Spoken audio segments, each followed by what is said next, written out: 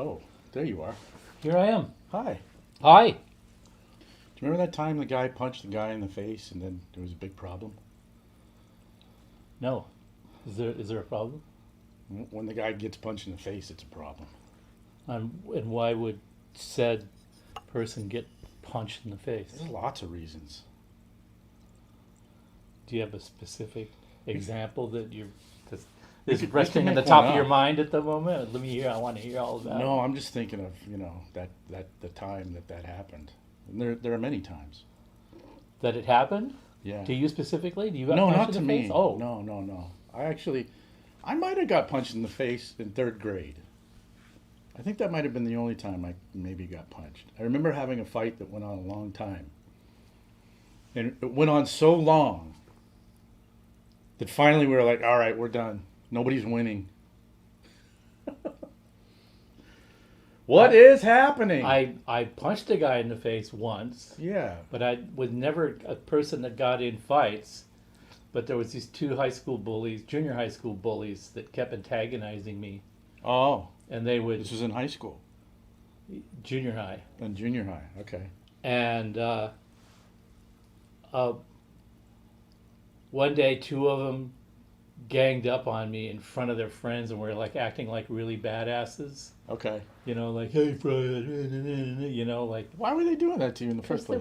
Because they thought that they were badass and they thought I was an easy target. Okay. All right. Because I was a real nerd. I was into radios and electronics and weird shit. I was a nerd. And You're like, so these guys kind of cornered me, and the guy took a swing at me and he missed, and I just instinctively swung back and I smacked him right in the face and knocked him down. I love that. And he became my best friend after that. Nobody fucked with me again after that. And I don't even know. I asked my dad, what happened? He goes, what happened is what you should have done all along. That kind of. What's that book? How to Win Friends and Influence People? It's like rule number 1. Punch him in the Punch face. him in the face. The prison thing. Just find the biggest, baddest guy and Just go swinging. The Sopranos thing. It doesn't even matter if you win. Just swing on people. And then, okay, that's a guy who will... Tony I'll Soprano probably catch had a hernia or something like that, or he'd gotten shot in the stomach or something, and so he had this really buff assistant guy that he decided that he needed to show that he was still the big wolf in the pack. Yeah. So he went after that guy and beat the crap out of him in front of all the rest of the goof-offs. I like this. The mic apparently picks up the bubbling from the sparkling water. Excellent. That's pretty cool. As long as it's doing that, this. I think that'll happen later on. But it will happen. And by the way, we figured out what was happening with that. It's a USB communication issue with our interface, and it's a bug basically in the computer that we're using. So I've been informed that I have to buy a different computer that has a more sophisticated USB controller card in it to eliminate that problem. Yeah. I've also been informed that I can go buy said more sophisticated computer the minute that we hit 10,000 subscribers. So. Oh, wow. Yeah, that was the threshold. I was told. Yep. That's okay. That's actually really funny. If you get all A's, kid. Yeah, exactly. Buy you that new pair of sneakers. Yeah. So, guys, if you want seamless Malcontent streams, get your friends to come sub to the channel, please. That's great. So I don't think I've spoken 3 words to you since the last show, and I have no idea what the hell you're up to, Oh. and it's certainly not that I don't care, but. Well, I've had so many of my own problems in the last 2 weeks, or the company problems to deal with. Not problems, just challenges. Yeah. And all of that my plate has been pretty full. So. You know what I catch-up did time. today was I was actually in my studio doing Fryette video stuff all Good. damn day. And then Awesome. so my studio is in North Hollywood. So then I had to finish that, drive to Union Station, pick up a friend who just got into town, take them to their destination, and then turn right around and come here. Ah. Yeah, and traffic is shit on the 101 today. I don't know why, but man, that was trying my patience. It's Steve. amazing how much Which kind of motive. brings me back to like punching people in the face. It's a I was little just going to callback. say it's amazing how much motivation a gimlet provides in having people showing up Got over one here. showing up here soon. Yeah, actually, we placed orders for gimlets, and you have the Hendrix, and I have the Bombay Sapphire. So we're gonna Yeah. compare notes, I guess. Yeah. Or we're not. We're just gonna just drink them because we don't need to compare notes. I think we did that last year. Probably on multiple occasions. Yeah, we did. We did. Does said sophisticated computer contain a touring circuit? It is a touring circuit. Ah.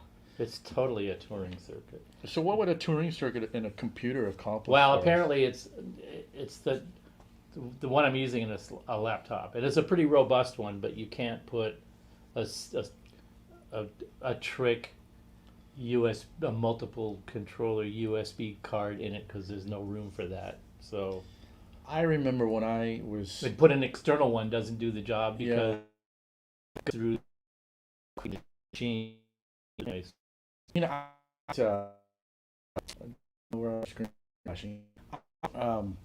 not in Windows world anymore, but when I was, I remember when I would, have different. Oh look, we have a symbol. Does that mean we're stuttering? I meant that.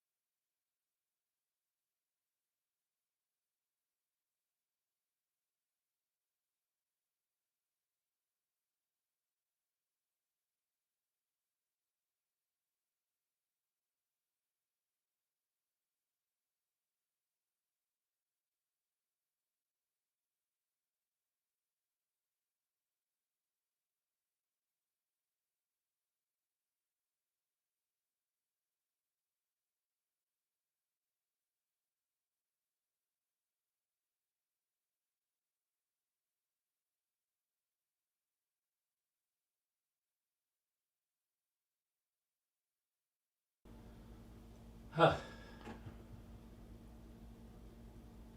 Why is it doing this? Okay, come back. Okay. So I guess we're going to be doing this all day live long day. Yeah, can you hear us again, everybody?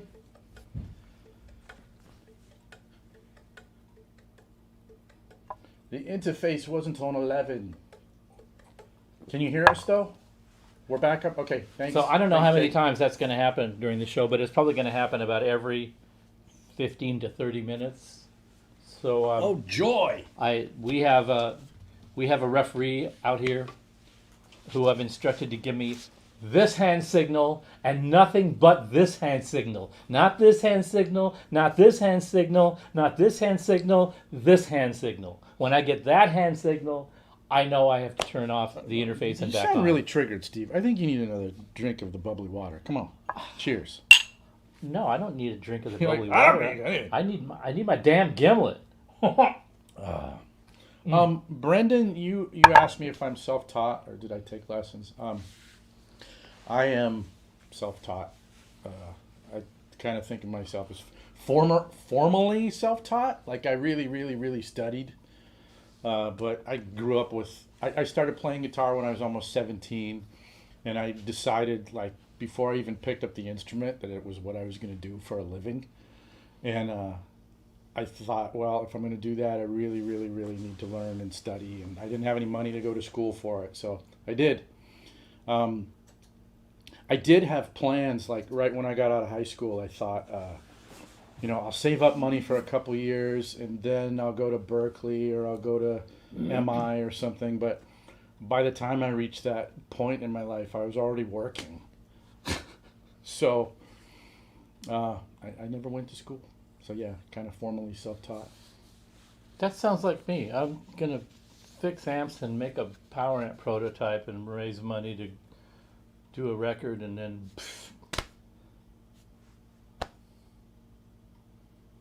Well, what happened?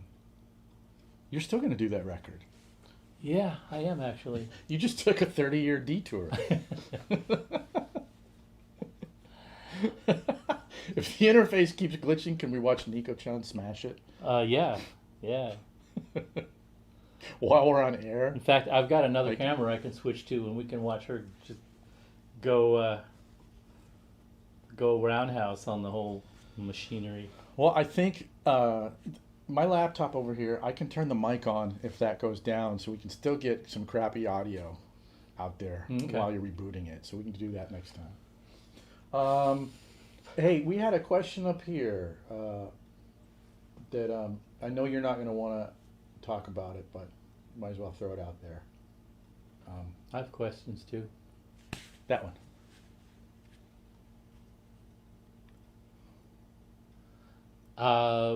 Unfortunately, there isn't really anything I can reveal, because what everybody knows already right now is the only information that is out there, which is that they're in the works, and I don't want to be yakking about it anymore, because all it does is generate fan mail, love letters, and phone calls about when, and I don't know when, so I don't want to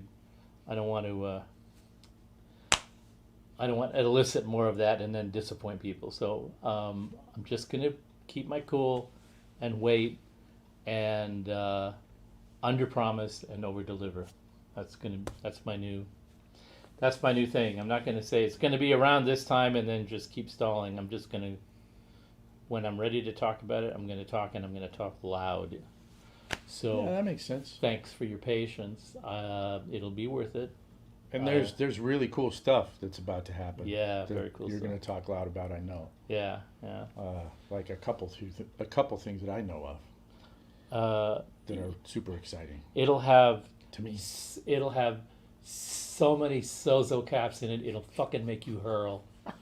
Telling you right now. There's a new like beer tap function off the side of the Yeah. cabinet. Yeah.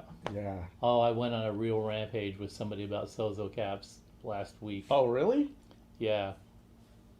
Give me your Sozo cap rant. Well.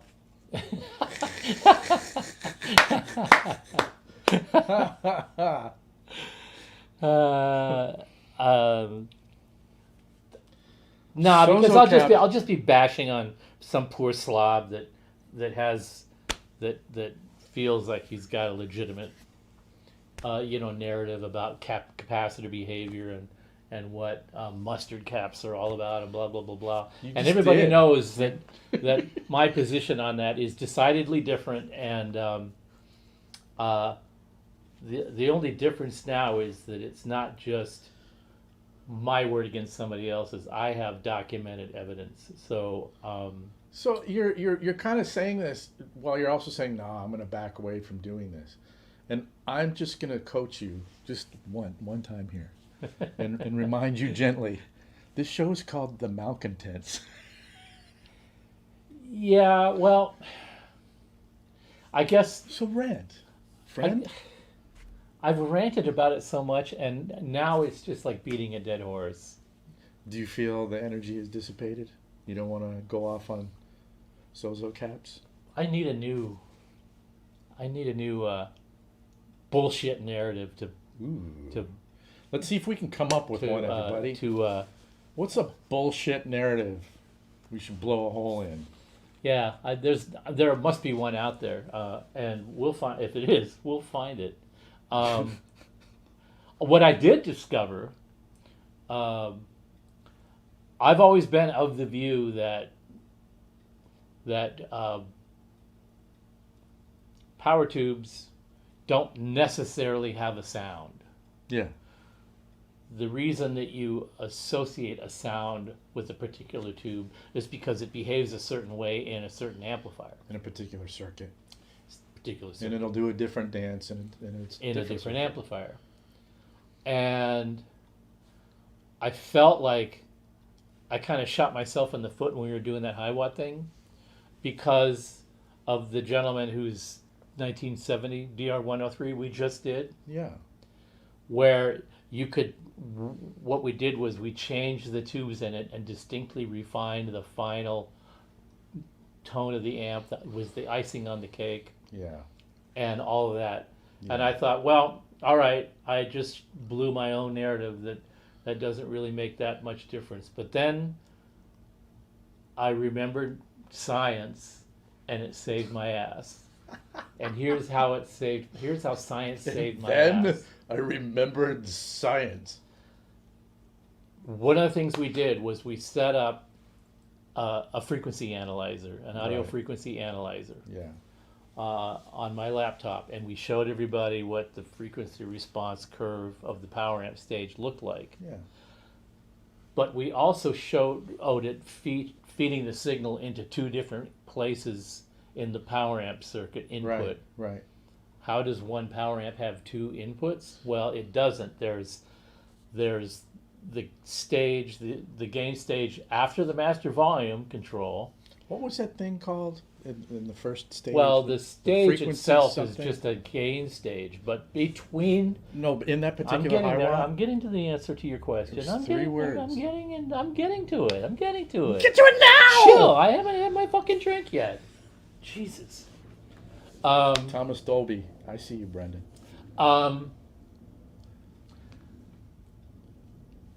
There's a gain stage after the master volume in that amp, and we fed the signal in there. Yes. At that point in the circuit, the feedback network feeds into that stage. Does it? No, feeds into there after that stage. So the feedback network in the amplifier feeds into the phase inverter stage. Mm-hmm.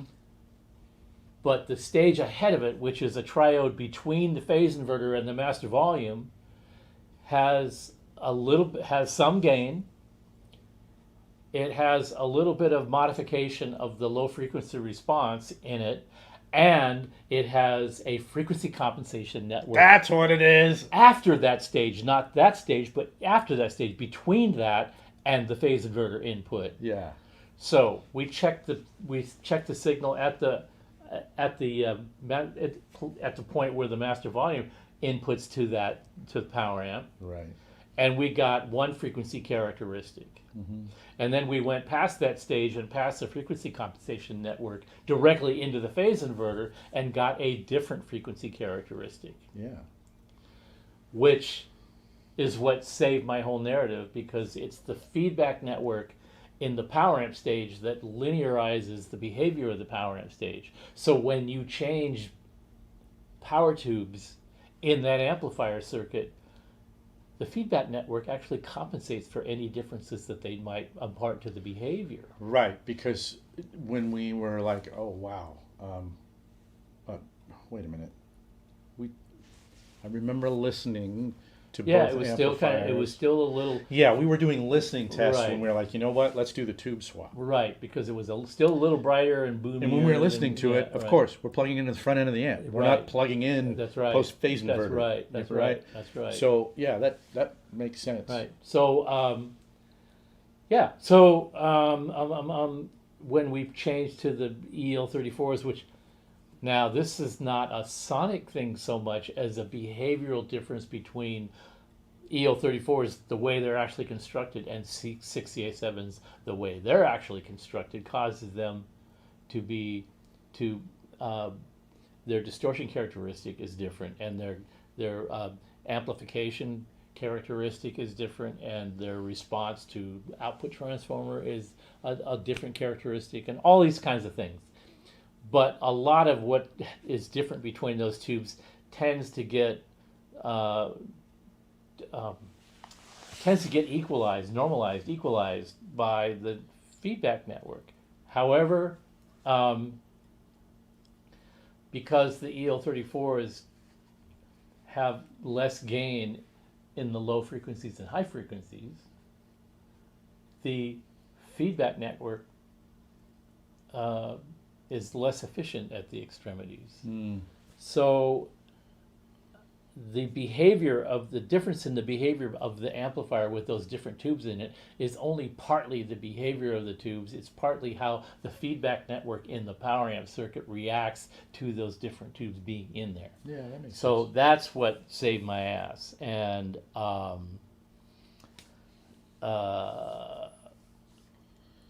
that's why I keep going back to these different versions of high watts, and it's also partly why I decided, okay, I've had enough of this high watt excursion, because at the end of the day, all I did was validate everything that I believed and felt and thought and understood about those amps when I was becoming accustomed to them and learning how to play them and all that.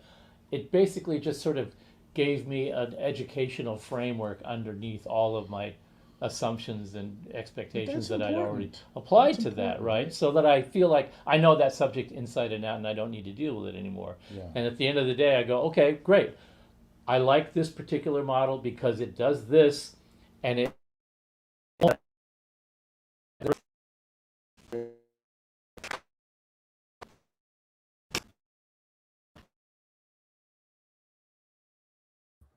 And I'm running the audio off here now. So if you want to talk and swear about what you're doing right now, everybody can hear you.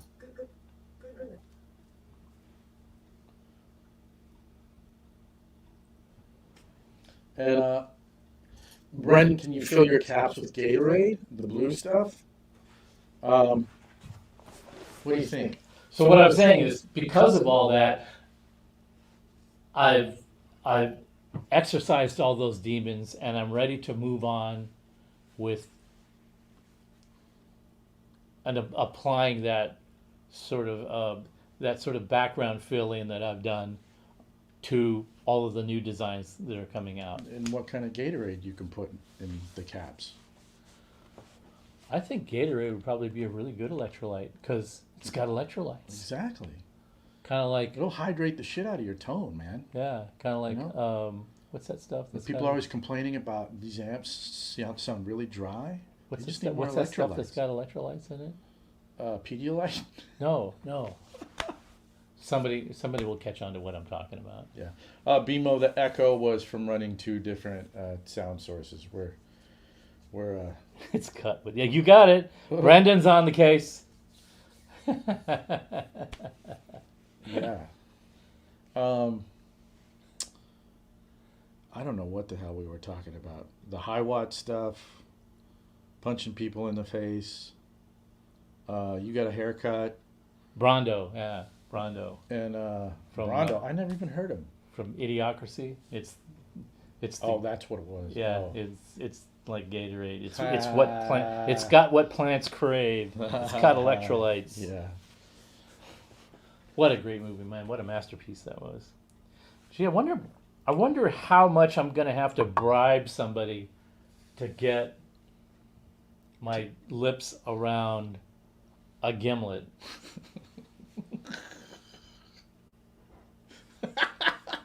I hear stuff being set down on the other phone. What's the kindest, most cringy way you could ask? Coming. Like borderline begging. Let's make this a good one. What's the female the female housekeeper robot in the Jetsons? Oh. That's what I'd like to see roll in here right now with a couple of I don't remember. gimlets. Was it was right on the tip of my tongue. What was her name? I don't remember. Not Marcy. Oh, yeah. Gimlet time. Rosie. Thanks, Sean. Rosie, yeah. there That's you totally go. right. Yeah. Brought to you by Carl Jr. His boy Elroy. Did you ever see that movie, Idiocracy? Oh, yeah. but I haven't seen it in like My 20 favorite, years. my two favorite parts of everything, every business entity in that movie was just a front for, for prostitution. That was one thing, and the university Yeah. where you go to get right. The university was a Costco, You know how? and everybody that walked into the Costco, there was a greeter there, Yeah. big fat doofy looking guy, and he's Yeah. welcome to Costco. I love you. Oh, just But see, some people watch Spinal Tap, and they don't find it very funny because it's too close to their life. I'd never found Spinal Tap the least bit funny. See, Idiocracy is funny to me for about 15 minutes, and then I just feel depressed because it's actually the truth. I mean, it's great. It really is. It's Mike Judge's masterstroke, but man. You know, it's really bizarre though. You know, all the way back to my days at Valley Arts, we were always putting together a rig for some rock star, Uh-huh. right? For Yeah. some famous person, whether it's Carlos Rios or Larry Carlton or Buzzy Featon or you name it or whatever. There was always something going on, but the biggest noise and excitement that was created when somebody would come in to order a pedal board or some system made. Yeah. There were two really big events like that. One of them was the Cheech and Chong movie, where it was like the second or third one where they had a band and they were performing live. Well, we actually built a rig and a pedal board for them for that movie. So they come in, you know, with this unlimited budget. Oh, I love that. And they just, you know, put on there whatever we need, you know, a chorus, a tube screamer, a this, a that, a switching system, and, you know, buffers and power supplies. And, you know, it was just like full boat all the way. And the second one was Spinal Tap. Oh. And none of us knew what that was really about before, because when I was working at Valley Arts, that's when they filmed Spinal Tap. Yeah. And they came in the store and Yeah. they actually used the store for a couple of the scenes. Oh, no kidding. So they came in, and Christopher Gass and a couple of the guys, and the keyboard player, who was actually a keyboard player in a band that I knew, who was a friend of mine. Viv Savage? Yeah. He comes walking in, and I said, "What's going on over here?" He goes, "Oh, this is sort of like a mockumentary of a rock band thing. Only he really was a British guy, and he had a real full-on British accent and a really laid-back demeanor and stuff. Yeah. So it sounded serious, and I'm like listening to him, like, but what is it really? I mean, what?" When I started hearing some of the dialogue, I'm like, I couldn't put it together, and then I started seeing the trailers for the movie, and I went, "That's those guys that came into the store and were shooting that." And then when we went to see it, I went, "Oh, why didn't they just come out and tell us that it was a comedy about a bunch of stupid guitar players?" You know, then I probably could have appreciated it. But they sort of almost made it sound like it was some PBS special that they were doing at first, and That's funny. Not many people. they didn't want to let the cat out of the bag, I guess. Yeah, not many people were thrown by Spinal Tap because they actually were kind of walked in during production of the film. That's kind of you're kind of on a team of one for that, dude. Hello, Lou. Mods actually help. Is this a question? Mods that actually help enhance an amp core sound versus clone type mods, i.e., making Fender sound more like a Marshall. It sounds like is that a manifesto or like a question with that question I mark? have a question for you that maybe it's bridging this with the tube stuff that you were talking about. Mhm. In all of the years of designing amps and learning how the stew goes together,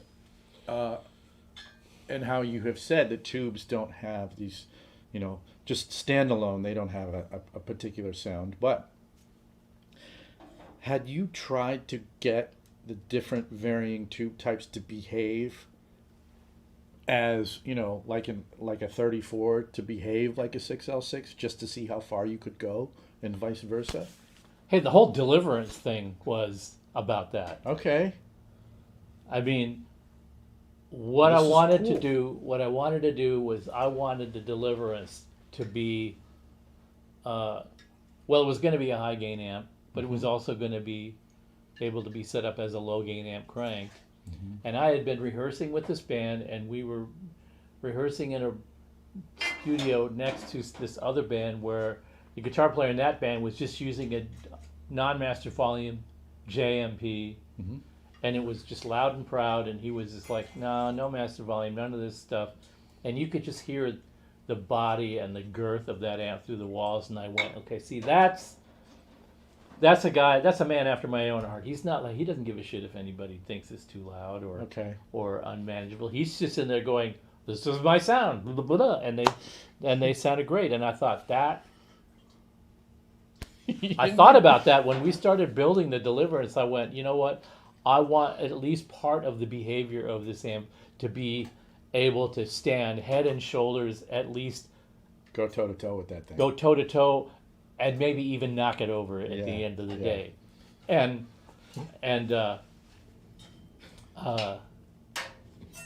every time I do this, whenever I do that, I think of Sam Kinison talking about the Iraq War, not the Iraq War. It was the going after Saddam Hussein. Desert Storm. Desert Storm. Yeah. And he was doing this. He did this bit I about know. all the generals in the war room going, because apparently there was a warhead that had a camera on it, and they showed One of the Scud missiles. one of the Scud missiles hitting this building in Baghdad or something like that, and you saw it go. And so he's doing this whole bit, like the generals around there, hey, everybody knows Americans are crazy. What'd be really cool is like, if we Guess fast. it'd be really cool if we put a camera in the head of it, This is Blue Sapphire time? Yeah. because everybody knows Americans have a crazy sense of humor. And Why, thank you. that's the headspace I was in.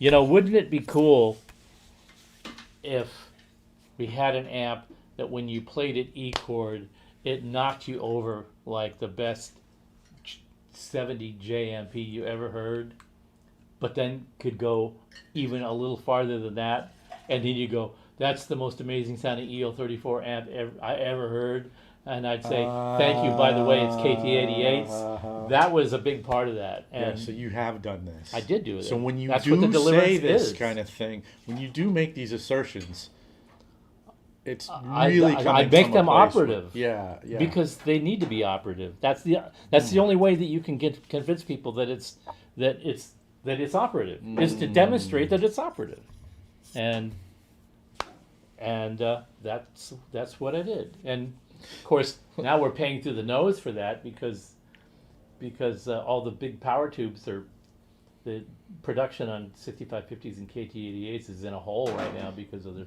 Do we not have Russian stewardesses bringing them over on flights anymore?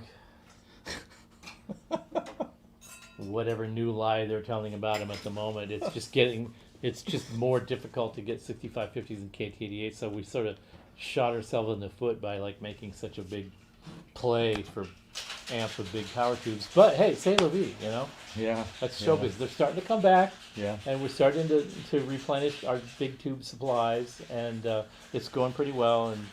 And the Deliverance is going to be the Deliverance. And hello, Amanda. And Devin's saying that this is a question. Okay. So I guess, are there mods that help enhance an amp's core sound as opposed to, let's just supercharge this thing and turn it into, the turbocharged version of. Perfect. I Look at will that. answer that question Ready? right after. Thank you. Right after these words from our sponsor. Clink. Cheers. Ah, that is the most Yay. delightful thing on the Thank planet. you. And Amanda. This is a This is a Hendrix gimlet, and that is a blue, Blue sapphire, sapphire. gimlet. Steve did get a new haircut. You're not on drugs. It's actually real.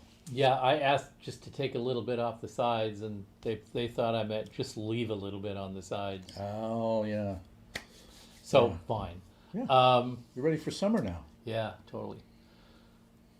Yeah, Thank happy you. Father's Day to everyone, Back at Carlos.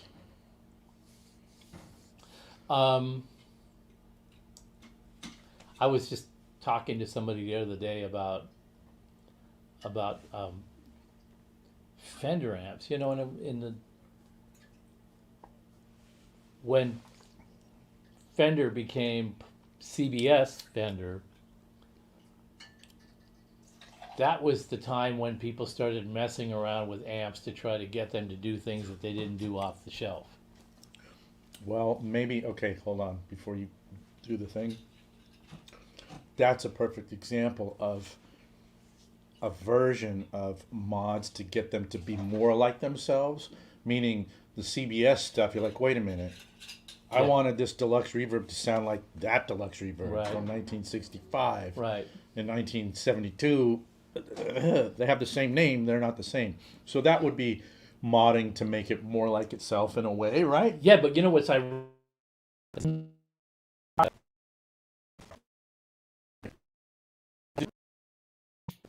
We turn on the auxiliary mic What's the while word? Steve what's that? Was going to happen. In Yeah. a second. Yeah.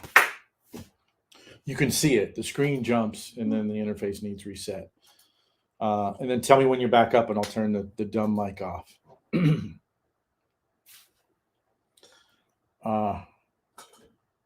Are you making one for yourself? Mhm. Yay! What gin are you using? Oh Beefeater? man, that was my mom's jam. She would use Beefeater. We good? Maybe? Possibly?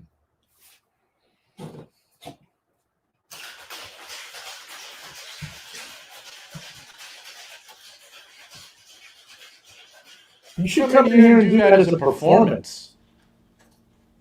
I mean, you've got groove when you do that. Yep.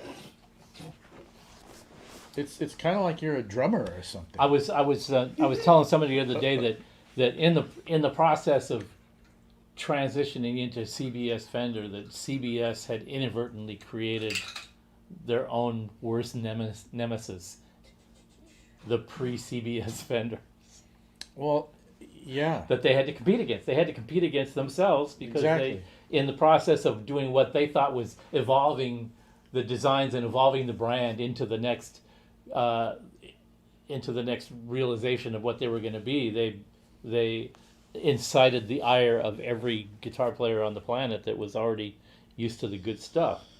Yeah, and they did a weird thing, same thing with Norlin, and where it was like the first Hey, Scott. version of rock and roll instruments that were sold to a larger entity, and both of those companies went through the growing pains where they went, oh, we're just going to make it more profitable and put everything in the hands of the bean counters Yeah, well, that's rather than, okay, we need to be stewards of what we actually well, bought of course, in the first place. engineers are a weird group of people, and yeah, it was actually my dad and my mom. My mom was like the big advocate. She was the one that told my dad, like, cut the kid some slack. He's not going to be a football player. Yeah, but in remembrance of Father's Day, I had a special human on that side of my upbringing. The engineering thing, and this still exists today in Fender. Mm-hmm. There's the people that think of the ideas of what the product should be, Yeah. and they have teams Mm-hmm. that come up with guitar ideas and effects ideas and amp ideas and this and that and swag ideas, and then they sort of flesh them out however the best they can in terms of making something sort of work. you know, a proof of concept kind of a thing. That looked like you were doing a Rubik's Cube. Yeah, I was a Rubik's Cube. I was putting together a proof of concept where you take it to the engineering department, and then their attitude is, okay, we get the idea. Now we'll make it correctly. You know, and Step aside, and it's rock like and roll, it's like boy. in the engineering department. There's police tape around it. You know, and you non-engineering people will not cross that line. This is our territory. We control the horizontal. We control Weren't you the telling vertical. me stuff that Paul Rivera, when he was at Fender, wasn't even allowed? He was not an engineer. He wasn't Yeah. hired as a designer. This is the big myth about Rivera era Fenders. He came to Fender. His official position was vice president of marketing because they couldn't hire him as an engineer because he didn't have an engineering degree. So he had to take his modified Fenders to the engineering department, and then they will like go, oh well, you know, this is done wrong, and that's not actually the correct way to do that, and blah blah blah. And what they did was they took his concepts and ideas and morphed those into the Fender Series 2s. And we all know what happened with the Series 2 Fenders. The only one that sounded really good was the Super Champ. And that was the one that was closest to a Rivera modified Princeton than anything else that they let through. Where designs go to die, where tones go to die, where inspiration goes to die, where the connection to the real world of guitar players gets, you know, what's a nice way of saying butt fucked out of existence? I was just gonna say all the funk gets engineered out, but you know, suit yourself. This is good. Yeah, totally, Amanda. That was Nico-chan doing the shaky dance over there. And oh, that's good. Yeah, Yeah.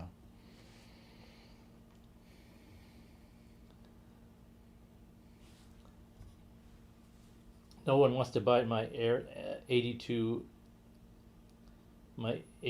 Fender bass amp.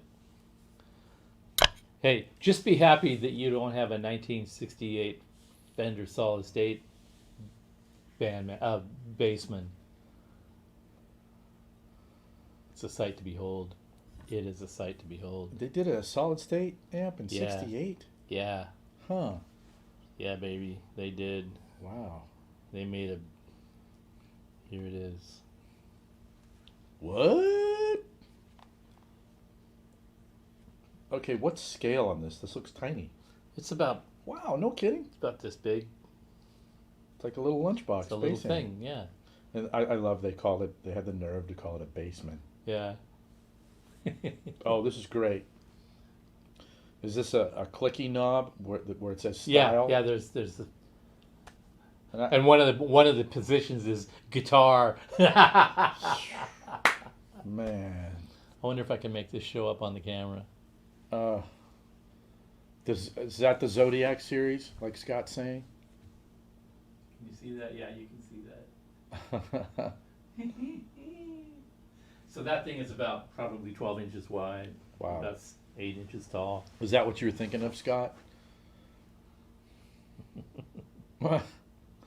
Wow. So how many of those did you see? Scott, ew! Yeah. Like I can't imagine they sold very many of them, so you probably didn't get them. Boy, when did they they came disappear. across. They Yeah. disappeared quickly. Yeah. Ah, it's little. Yeah. It's like one of the I first wonder- lunchbox amps, right? I wonder how many of those they sold to guitar players' girlfriends. Because, like Amanda's response, oh, it's cute. Let's kinda- let's take it home and feed it. It actually kind of is cute. I kind of like it. We can make a little house for it. Oh, so that isn't the Zodiac series. They had a What's the Zodiac they series? well they had I think those were a little later, where there was the Aries and the Sagittarius amp, and they were just different models of solid state amps. That was after this series, I Okay. believe. Yeah, that's what he's talking about, the Zodiac. My buddy and I plugged my Synergy Deliverance 2 and his LX2, my tune in LX2, much more immediate and punchy. Which of let's pull that up. Huh? Oh, you did already. See, you're way ahead of me. What am I even doing here? Why don't you just like take over and I'll go out in the patio and finish my drink. We should do a show out there sometime. We should. You know But your what? patio's looking nice and clean now. You know, we were talking about that. We hadn't talked to each other for 2 weeks since we did the last show, and you have been stupid, over the top, busy with all your projects. I've been stupid? And, Yeah, I've and been plenty and stupid. and I have too. And on top of that, we had a new sewer line put in our house because it was old and it was leaking and there was roots growing in it, so we had to finally fix that. So there was a crew out here digging a long trench in the yard and putting down new pipes and all that, and then we had a bird make a nest up under the eaves on our roof, and we actually watched these birds mate, lay eggs, raise the. You watched him mate? We watched them. Didn't watch that part, but we watched them build the whole thing, and lay the eggs and curate the eggs, and they hatched and fed the babies, and then they all flew off and all that. Shit! And it all was over really you. wonderful to watch all that, because it was right outside our window. We could take pictures and make little movies and watch them going, feed me next, feed me next. It was really cute. Yeah. But there was bird droppings all over the patio everywhere. So we went and bought a power washer, and we had to just wash down the sides of the house, the patio, all the patio furniture, all the plants, all the planters, everything out there. We had to do that. So we went and did all that. And on top of the fact that the final engineering development on new products is happening, so we're doing it at work, and while we're delivering back order after back order after back order of LX2s and PS100s and PS2s and 292s and 252s and deliveries and 412 cabs, and every single thing we make, we're getting caught up on back orders, designing new products, and then bringing project home after work, have a little bit of dinner, watch TV for a minute just to unhitch, and then go into my home office, fire everything up, and then work on final design layout until like 3 or 4 o'clock in the morning. And it's been like that since the last time I saw you. It's been every single kind of crazy thing. We went and bought a power washer, brought it home, I opened it up, and everything is in there except the battery. And I look at the front of the box, and the reason it says plus on it is because it's part of it. You have to buy every tool in the plus range, and then you buy one battery charger kit that works with any of those, since they assume you're not going to be using them all simultaneously.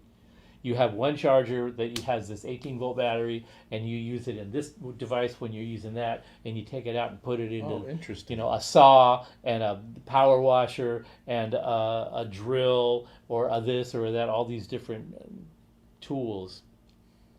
So we went and bought one of those, got it just at the end of when the Home Depot, just an hour before they closed last night, so we wouldn't have to go shopping for it in the morning, because it was going to be hot in the afternoon. We thought we were covering ourselves. This morning I opened it up, doesn't work. There's no battery in it, so we had to take it back. And then I thought, you know what? I don't want a stupid rechargeable thing, because the patio is such a mess. It's probably going to take 2 hours, and no battery's going to last. So we got the AC powered one, and this has been my life for the past 3 months.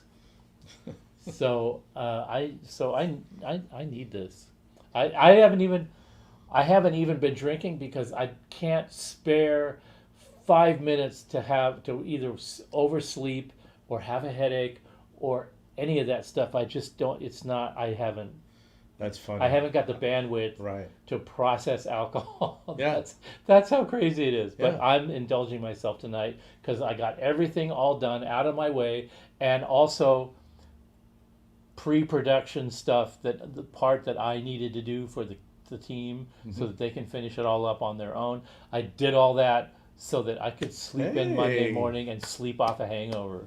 Wow. So I'm going to have another one of these right after this one. So Wow. Carlos, when I plugged in do this much more immediate and punchy LX2, then sounded punchier than the 292, which was power amps.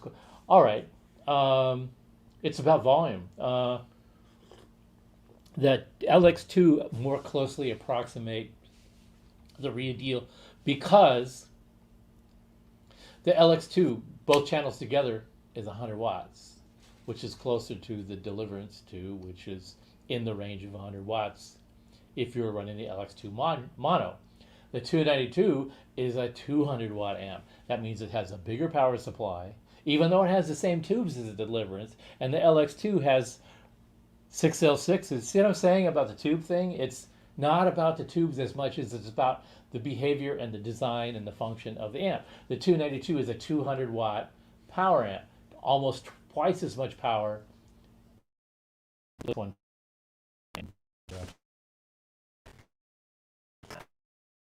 I am on it. Okay, we should be able to do this. Yeah. Retry. And then I ought to be able to just do this. We don't even need the Nico-chan yellow I card. don't think so. I think I've got. But she was on the case. I think I beat everybody to the freaking. I did. I got a system now.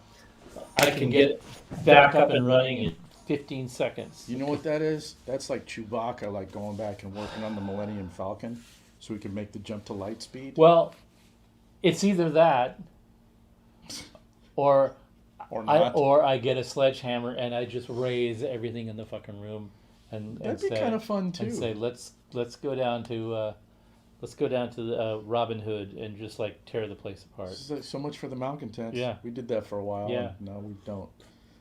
So that's what's going on. The 292 has twice as much power. Because it has twice as much power, what causes it to have twice as much power is it's got double the power supply reserve. That means that the 292, you have to turn it up twice as loud as the LX2 to start to get it to behave like you would like the Deliverance or to behave, which is more like the LX2 behaves when you're getting it up to a substantial volume It's like level. when you first encounter a tube amplifier. You've never dealt with one Yeah. before. And it's so damn loud that you keep it down around 7 o'clock. And you're like, why doesn't it sound very good? Yeah. Till you get the courage to turn it up when you're finally engaging the power section. I mean, in a sense, that's kind of what you're doing. Yeah, I'm totally the Fonz hitting the jukebox. It's exactly what it is. All right, so here's the deal. Steve Vai used to use 2150 power amps, and then later he switched to 292s to shrink the size of his rig for touring. Then 2 years ago or so, they're getting ready to start touring again. And they wanted to listen to all of our power amps, so we sent him a 252, a 292, and an LX2. And he picked the 292. And then they started doing the tour, and they went and did a U.S. tour, and they went to Europe, and then they did another European tour, and their guy, Steve's guy, called me. His name is Greg Worth, his engineer. Oh.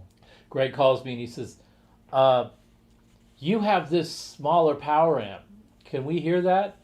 I said, you mean the LX2? Yeah, that's the one. And I said, yeah, when I sent you the 252 and the 292, I also sent you an LX2, and I said, you should probably listen to that one first, because you're probably going to be, as soon as you get out and start touring, you're probably going to be thinking about you need to downsize your rig, and this would be the ideal thing to do that with. And they went, okay, thanks for the information. Well, Look, it's small. They never even took it out of the box. Yeah, All right, they brought it back, and I'm like, the box hasn't even been opened. What's up with that? And they went, well, he liked the 292. Okay, then when they called back and said they wanted to check out the LX2, I said, I gave it to you before. New story emerges. Well, he actually had been doing his thing with the module, the Synergy module, and the Syn 5050, and he liked the 292 better than the Syn 5050. So he figured that the LX2 was the same thing as the Syn 5050 because you designed them both. So we figured that since he liked the 292 better, there wouldn't be any point in listening to that one. And I said, but I told you that they had a slightly different sort of reason to exist. They were Syn 5050 is a great power amp, but it's designed for a different application. And given what I know about your application, your rig, the LX2 would be the better choice. But that went right over their heads because that's just the way some people and artists are. That when they get it in their mind that something's going to work a certain way, you can't knock them off of that horse. They've just got to go ride it until they hit the tree with the branches a little too low that you told them was going to be there, right? So I've had that. So we sent them the LX2s back, and then Steve Vai personally calls back and goes, "Man, this is exactly what we should have probably got in the first place." And I don't go told you so or anything like that. But I mean, I deal with this with guys like that, with guys like Dean DeLeo. They all have their picture in their mind about how things work, just like you, just like any other player out there. They have it in their mind that things work a certain way, and then here comes this jerk off that just sort of like throws a big baseball at through their window, and they're angry at first, or they're like, why didn't you? I did tell you, but well, you didn't really say. It's all about gear. There's gear and artists. There's an inertia. You've experienced the same thing. There's this inertia where you go along. This is working for me. This is what's working for me, and this is why I think things are working for me. And then somebody puts something in your lap, and then you go, my brain hurts now. Why did you do that to me? And like the power station, the GPDI, the deliverance. Well, I was actually going to say that I had that experience big time with all of the Ronin guitars, where they look like they're Fender style bolt-on guitars, and then I had the Morning Star that's like a 3 pickup model, and I got one, and I kept thinking, yeah, this is a Strat, and every time I would play it, like it wasn't a Strat. It did not sound like a Strat. It did not behave like a Strat. And I had that thing for probably 7 months before I started getting my head around, okay, it's not what it looks like. It's a completely different thing. And quit going to it. Right. Expecting it to be something different. Right. And I'm like, you're a Strat, right? And then, no, I'm not. Quit doing that to me. Yeah. And then finally, I think I know what it can do. So it's not the exact reverse, but I mean, well, it's I'm a similar thing, immune but to that it's thing. not. It's not like who knows better than the other person. It's just inertia, and I fall victim to the same thing. Strat sucks, and then somebody finally puts a Strat in my hand that doesn't suck in my estimation, and now it doesn't matter what Strat I pick up, I can play it. I couldn't do that before.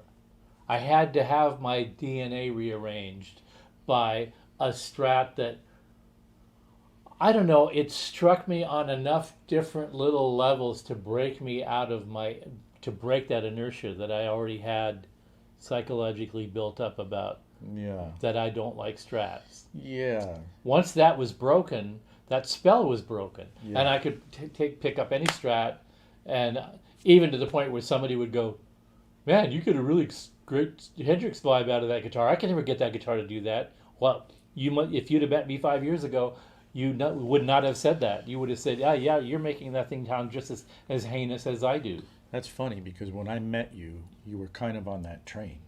Yeah. You were, I don't know how many years into making Strats work for you. So much that I thought that the Strat was kind of the bedrock for you. And I only learned later on that no, you struggled with them forever. And I think, Yeah, that was like around 2002 oh, okay. that the change happened. Oh, then it had been a while. But, Yeah, you know, you'd had I a, finally gave into the pod. well, but you'd also had a completely different way of, like, your whole tone production kind of stew. Yeah, like flatting the G and the E, the low I'm E. talking about just your amp choice. And Oh, I thought you were where- talking about that my insistence on the guitars have to be out of tune and the strings must be at least 10 years old. Oh, you still do that. No, I'm actually But you, pretty you good. made it work for yourself. Hey, we got looks like a question here. A question. Can you tell me what I'm hearing? Maybe the air conditioner? No, it's not on. No. You stop it now. Ah. Read the rest of the question. Oh, Be a but good I can't citizen. read anymore. And I've only had one. I have And, a and you want Cam another 8. drink? I am going to get another one. I have a Cam 8 W15 8-watt 15-watt amp 1x12 with blue Anico. Why does it sound less fierce than a Mesa Boogie? I don't even know the wattage. But okay, well, first of all, I'm sorry. I can't answer your question because I don't know what a Cam 8 is. And I don't know what Mesa Boogie that you're referring it to for me to compare the two. So I don't have any context or any basis to be able to say why the thing that I don't know about is less fierce than the thing that I don't know what model you're describing. So I'll make you a deal, my friend. You tell me what you're talking about, and I'll tell you what I think. It looks like these cams are solid state, first of all. Well, I've never heard of them, so I don't know what that is. Can I see a picture? Yeah. Well, just scroll through there. See, because I so don't I'll know the look. I'll entire look line. at that and I'll say, oh, well, wait a minute. What They don't even look like they're. Cam? Well, I'm seeing a Cam power amp, but you said Cam 8. What's a Cam 8? It must be. They do a I guitar see amp? professional grade power amplifiers. Are these power amps? Tell me what you're talking about. 8-watt, 15-watt amp with 112 blue Alico. I don't think that we're talking about power amps. Here, let me. Oh, is that one? That's a Boss Katana. Oh. Sorry. Cat? Here, let me see if I can find it Con. while you Yeah. continue with what you're saying.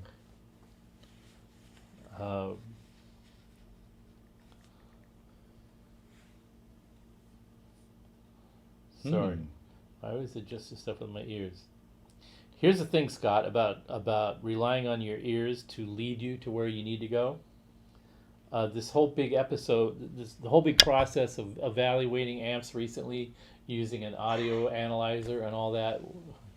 The great thing that I discovered about all that was Here it is. it just told me that everything that you had perceived and thought was a certain way turns out that that's the way it was. Looks like it's called a lumberjack. Cam Lumberjack Boutique Tube Amp 815 Class A FX Loop Tube. We're just looking at a listing on Reverb right Boutique now. lunchbox. Trying to learn about it.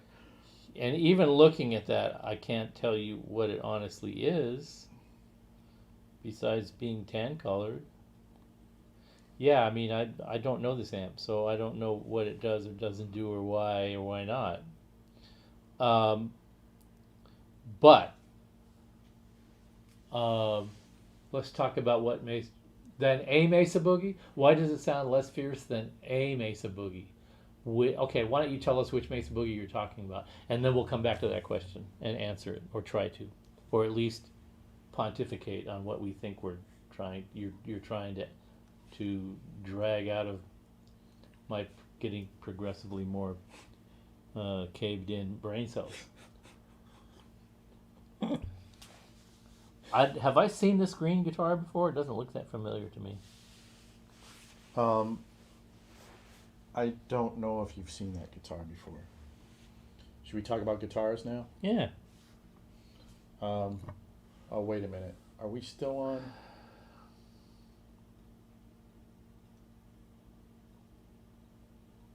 Oh, do you think Mark II C pluses are going to continue to gain value?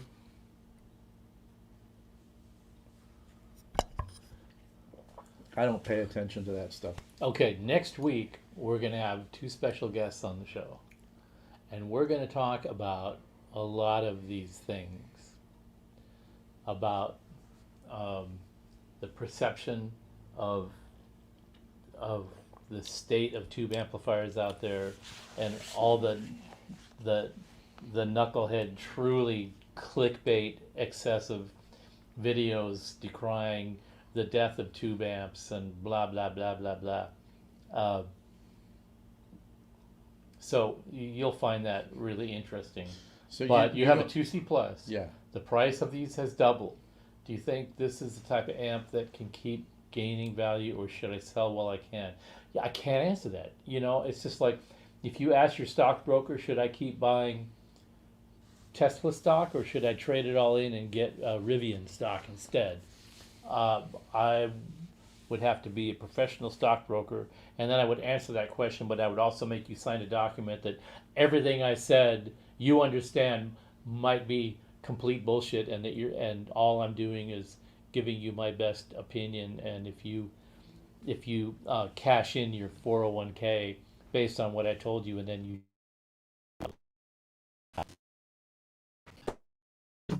Start the clock. Start the clock. It's changing a tire like on A Christmas Story. See how fast you can do it. You're in the pits at the Indy 500. Come on, Steve.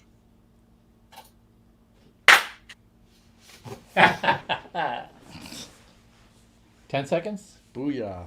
I didn't start the clock. Okay, so we don't know. I don't know. I just don't pay attention to gear like that anymore. I mean, I can't imagine that it would. You'll shoot your eye out, kid. Yes, exactly, Scott. Okay, How much well, more it first would of go? all, Well, here's the fact that Mesa was sold. I think. Well, actually, you guys would know more who are in kind of the gear page world and still buying and selling gear.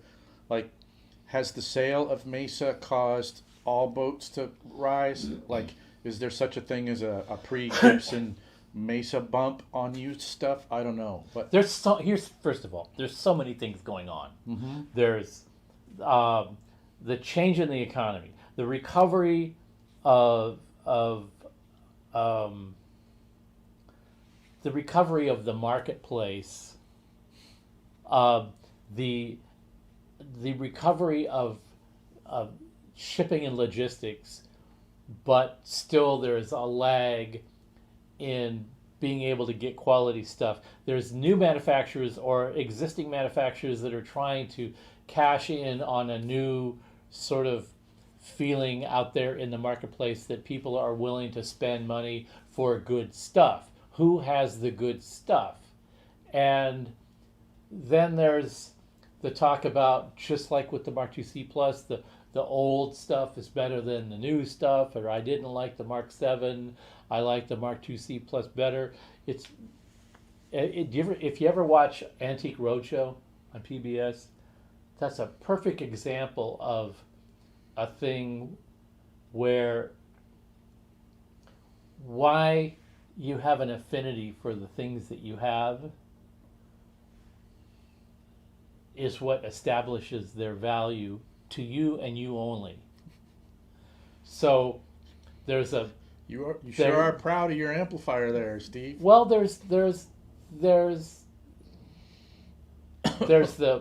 Antique Roadshow's episodes, and then they sort of accumulate a bunch of episodes, and they do this thing called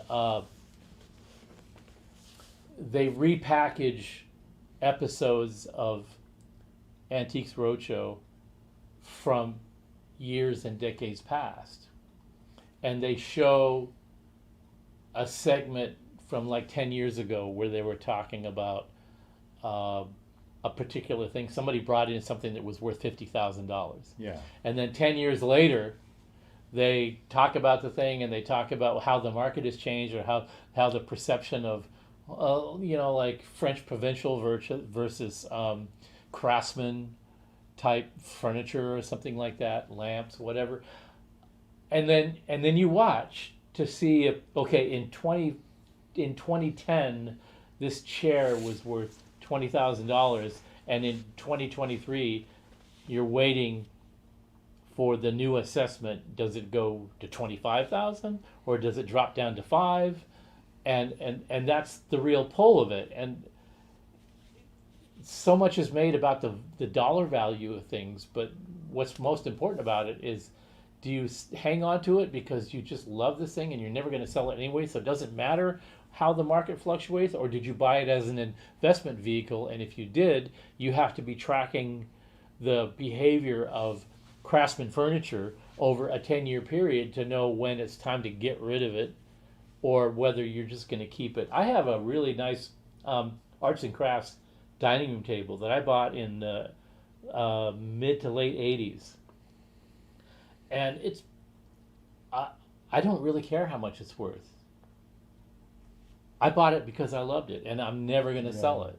I've seen the value of it go up and down like this, and now craftsman furniture isn't in vogue anymore, so the prices are going down, but I don't care. It's still the coolest dining room table on the planet, and it works for you, and it works for the house, and it works for me, and it works for us, and it's not going anywhere. So if you love that amp, and you should, because it's a very unique amp and it's a very distinctive amp, and not only that, but it's got this legacy because the 2C Plus was a transitional piece of equipment that was made when Mesa was a mess. The company was a mess. They had no idea where they were going next, and they were handling everything badly. And the 2C Plus, the 2, A, B, C, and plus. So there's 1, 2, 3, 4 different iterations of transitioning from the Mark 1 to the Mark 2. And from Mark 2 to 2C Plus to 2C Plus Plus, 2C Plus Plus, blue, purple, red, dot, whatever. Those are all Mesa trying to pull their pants up and get their act together before they finally feel comfortable to transition to 3. So there's all kinds of craziness going on between 2 and 2C Plus, and the 2 and 3. And the 2C Plus is one that hit people on enough notes. There was some limitations and how it would behave, or how, depending on how you want to use it and all that. But it had a really unique sort of tonal quality, and it had the association with Metallica and a particular record. I was going to say, and all of that. So all of that is rolled into that amp, and it's not going to lose that. But it already went through that, and that's the thing. Right. Where it's kind of like these old guitars that we have sitting behind us.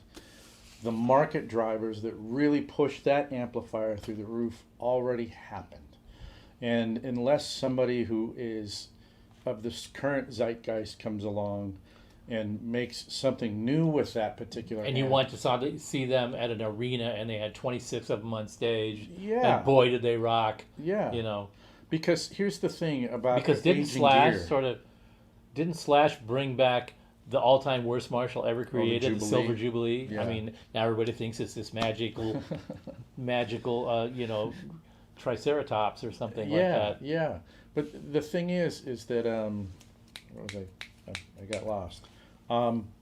It's already happened. It went through the thing that it went through. It has happened, and the things that made that jump in value, the big chunks, like if you think about the people who are getting older now and moving towards having disposable cash as adults, when they're looking back, they're going to want to buy shit that they weren't able to buy, that their heroes were using when they couldn't afford it. And like, if you think about what those bands are, actually, Metallica and whoever was using the C+, those aren't those bands. So it's going to be something else that came out after that. It's like this. Obviously, both of these guitars, they're made in the 50s. You can't get them anymore. So the fact that they're kind of unobtainium makes them valuable. But they're never going to make that astronomical leap in value again because, the people coming up who are going to push things through the roof value-wise are looking at different goods. Like the reason, like why did you want this guitar right here? Who made you want a Junior? And his name was right here, and it just went beep.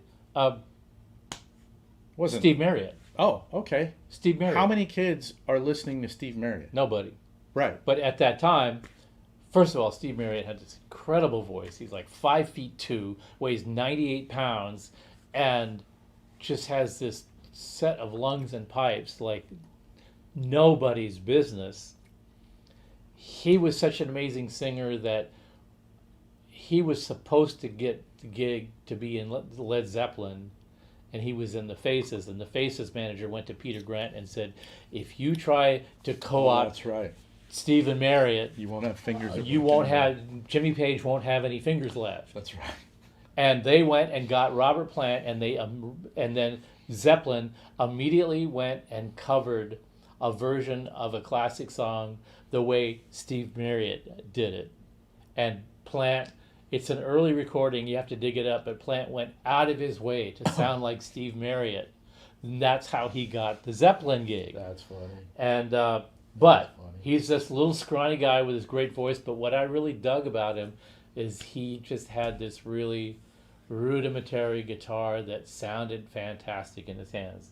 And I fell in love with that guitar. And then when I saw Leslie West play one, I went, okay, that's it. How much more incentive do I need that this is the most amazing instrument ever? And so I bought a gold top because I saw Jeff Beck play a gold top. And then I just sort of became enamored of the gold top because the way it looked and the way the body shape and all that. But I secretly always lusted after a Junior, and I ended up getting one. Now, I just want to answer your question, and I'm going to try to not butcher your name. Ardashir, tell me if I said that right, and I'm sorry if I didn't. He says probably a Mark 7. So I think I know where you're going with this, which is... So that's a callback to the other question. Yeah, the Mark 7 is the new Mesa's first effort at trying to encapsulate and evolve the Mark series amp. They've taken some things out that people sort of think is essential, and they've put in some things that people wonder why they did it that way instead of this way, and caused a whole lot of controversy in the process. And honestly, that's one of those no-win situations that you can't. You're screwed if you do, and you're screwed if you don't. It's just the way that is. So, relative to a Mark 7, the Mark II C Plus is going to hold its value longer. Relative to some unknown... Because there's less of them, too. That's another factor. There's what? There's less of them, There's less of them. The other thing is this boutique amp that neither of us have ever heard of. Not going to... Of course, it's not going to hold its value. Does it even have any value? Are they going to be around in a month, or whoever they are? I don't know. I don't mean to disparage them. I just don't know anything about them. So who knows what that... I don't hear people screaming, I got to have one of these. I don't see them showing up at gigs or in recording sessions everywhere. I don't, you don't see a Joe Bonamassa. And it takes that kind of guy that amp to company's come along right, and play it, to elevate it. So if you've got a Mark II C Plus, I would say if you like it and you enjoy playing it and it's working for you, and if you think it sounds fierce compared to something else, it's got something that's working for you, and why would you screw with that? Having said that, if you want some bucks, I have taken something that I was in a band, I had a sound, it was working for me, it was working for the band, and I decided I'm going to do something different and better, and I went and did that, and everyone in the band went, what the hell are you thinking? So we all make those mistakes, and that's just part of the process. Do you have anything that you've sold that you wish you had back? I don't think so. Yeah, me neither. I don't think so because I have stuff that I remember fondly, and like, oh, That'd be cool. I wouldn't mind having it, but You know, because in my head, things are going around like a merry-go-round. And I remember when I wanted to have a motorcycle. that's called being drunk. I decided that I wanted to have a motorcycle. A friend of mine had a motorcycle when I was in high school, and I wanted to get one. And then one day I went, oh, I remember there was once upon a time I really wanted to have a motorcycle. And now I know that I could just walk into a motorcycle shop and buy a motorcycle. I could afford it. I just want to go buy a motorcycle. So I went and looked around and ended up buying a motorcycle. And after I bought it, I bought another one. I traded that one in and traded up. And then I traded that one in and traded up. And then it got stolen. And I thought I'm going to go buy another one, and I never did. And then I just sort of like got it out of my system. I enjoyed it. I rode bikes for a while. I had a couple of Harleys. I had fun with them. And then I sold one. One got stolen. The insurance company paid 100% for it back because it had increased in value. I got lucky and I got out of it. And I don't have any more compulsion to buy motorcycles. I also don't have any compulsion to buy guitars because I got a couple that really work for me and I love them. There you go. This was me at the peak of my motorcycle phase, and the bike and the guy on it aren't as interesting as the.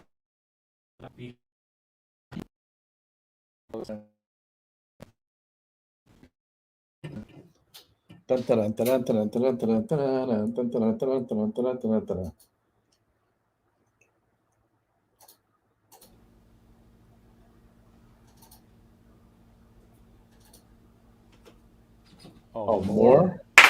And I just realized when I do the reset, if I don't try to do the reset too quickly, it resets faster. So I just cut my time an additional 2 seconds. The thing I was going to say about that picture, the cabin behind it, that was the cabin that my great-grandfather from Italy built when he and his wife emigrated to Western Washington. What? From Italy. That was the house that my grandfather, my great-grandfather, and great-grandmother and grandmother, who was born in that house, and grand aunt and grand uncle, 5 people lived in that cabin.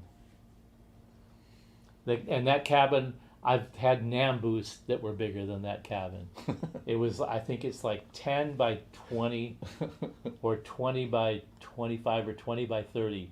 It's still standing. It's in my uncle's property in Western Washington. Oh, that's in Western wonderful. Washington, just over, actually Eastern Washington, east of the mountains. Wow. Just past Snoqualmie Pass for you Washington folks out there. There's a little cabin out there that was built in 1889 or something like that, and my uncle went up into the woods, and it was up in the woods off the railroad tracks because there was a railroad coming through Washington State, and my relatives, my ancestors, came to America for an opportunity just like everybody else did, and they went to Eastern Washington because they could get jobs building the roads and railroads. Okay. The railroad company had a right-of-way that gave them a 1/4 mile of property on each side of the railroad tracks. And they needed that because they needed to know where the tracks were going to be, and they didn't know where they were going to be. So they had to have a right-of-way through this big swath of real estate all the way through every single state that the railroad track was going through. Wow. So they had a 99-year right-of-way through. The railroad track is this much, and their right-of-way is this. Yeah, that's pretty sweet. And what they did on all the property on the each side of the railroad tracks where they own the right-of-way, Yeah. they leased all the logging rights to Weyerhaeuser. And Weyerhaeuser controlled the tree management, the lumber management of that property all the way through the state of Washington for 99 years. And they were very careful with the stewardship of those wood rights until the 98th year. When the right-of-way was going to expire a year later, Weyerhaeuser went through the entire state and clear-cut all of the lumber on both sides of the railroad track. Just fuckers. And, okay, I'm coming around to the point of the story. The point of the story was my original ancestors' family had this cabin up in the woods, and it was in that right-of-way. Oh. So he went and got that little log cabin and took it apart log by log and brought it down to their main property that they homesteaded and built it back there, because otherwise it would have been bulldozed by Weyerhaeuser. So he did that in an act of preservation. Wow. So that's the story of that cabin. I'm going to try the Sapphire this time. I'm going to try the Hendrix, please. Actually, you know what? I'll have the Beefeater this time. So he's going to have a Hendrix, and I'm going to have a Beefeater. That's bananas. Isn't that bananas? That's why I love that photo. It's not about me and the motorcycle. It's about that cabin. So Brendan was asking, I don't know if you know, what part of Italy was your family from? It's a little mountain town in the north, in the Italian Alps, called Sempiera, and it's a little bit northwest of Turin. In Italian, it means pit bull. Yeah. It's a funny little town. To get there, you practically have to walk, because you have to drive through Turin to get there. Oh. And there's this gate through Turin. Now, have you been there? That I haven't been there, okay. but a friend of mine said, "You're going to have." I said, the next time I go to Germany, our people in Germany that manage our brand. Oh, in yeah, Germany, yeah. I said, next time I come out there, I want to go to through Turin to and I showed him where my family was from, and he said, "You're going to have a hard time." We were just in Turin a couple of months ago, and I took pictures. They're in an SUV. There's one road through this town to get to the next town. It's one lane, and the lane, that road going into the town has a gate that's one car width wide, and it's also the only walking path that you can get into that town from. So it takes you about 7 hours to get a quarter of a mile through this town, because you're on this road that you can't even go through that gate until all the pedestrians are out of their way. And they're not going to get out of your way. You can't honk at them. You just have to sit and wait until every man and woman and child and baby buggy is the hell out of the way, so that you can drive 3 feet through that gate. This is that. And you better not go on Saturday when the market is open, because you won't get through it. It's that situation where you've seen like the super zoomed out, Yeah, like that type of road, yeah, and this person's been climbing forever. Yeah. And then there's this other truck coming down. Yeah. Oh, I guess I'm going back 3 Yeah. miles, because that's the way it works. and so this picture of he's in the driver's seat in his car, and he's filming out his driver's window, and there's a couple pushing a baby carriage, holding hands, walking in front of him, and they're like, They're just walking with them. yeah, yeah, you'll get to the other side of town when we say you'll get to the other side of town. Wow. Oh man. So, yeah, I think, let me see. I was cleaning out photographs in my, So that's where the your paternal line comes from. on my mother's side, yes. Oh, on your mom's side. Yeah. But what about your dad's side? I don't know as much about my dad's side. We're still doing some research on that. And the reason I don't know as much as I'd like to know about it is because my grandmother on my father's side was such an unrepentant storyteller of things that may or not actually be true, that it's really difficult to assess whether what she said, who our ancestors were, you know, whether they're. She always had this fantasy that there was, that her side of the family was British royalty and Oh yeah, you yeah, know, yeah, yeah. this kind of thing. So it was very difficult. Oh, by the way, you want to see a really great picture? My brother sent me this. That's funny, Amanda. That's like death by kindness. Everything grind. Yeah, like you said, it grinds to a standstill. What is this? This is me and my brother and my mom in 1962 or 3. Who's in front? That's me. Oh, my that's mom. you. Oh, wow. Yeah, check this out. I tell people that my mom looked like Jackie Onassis and they scoff. And I say to them, I say, scoff no more.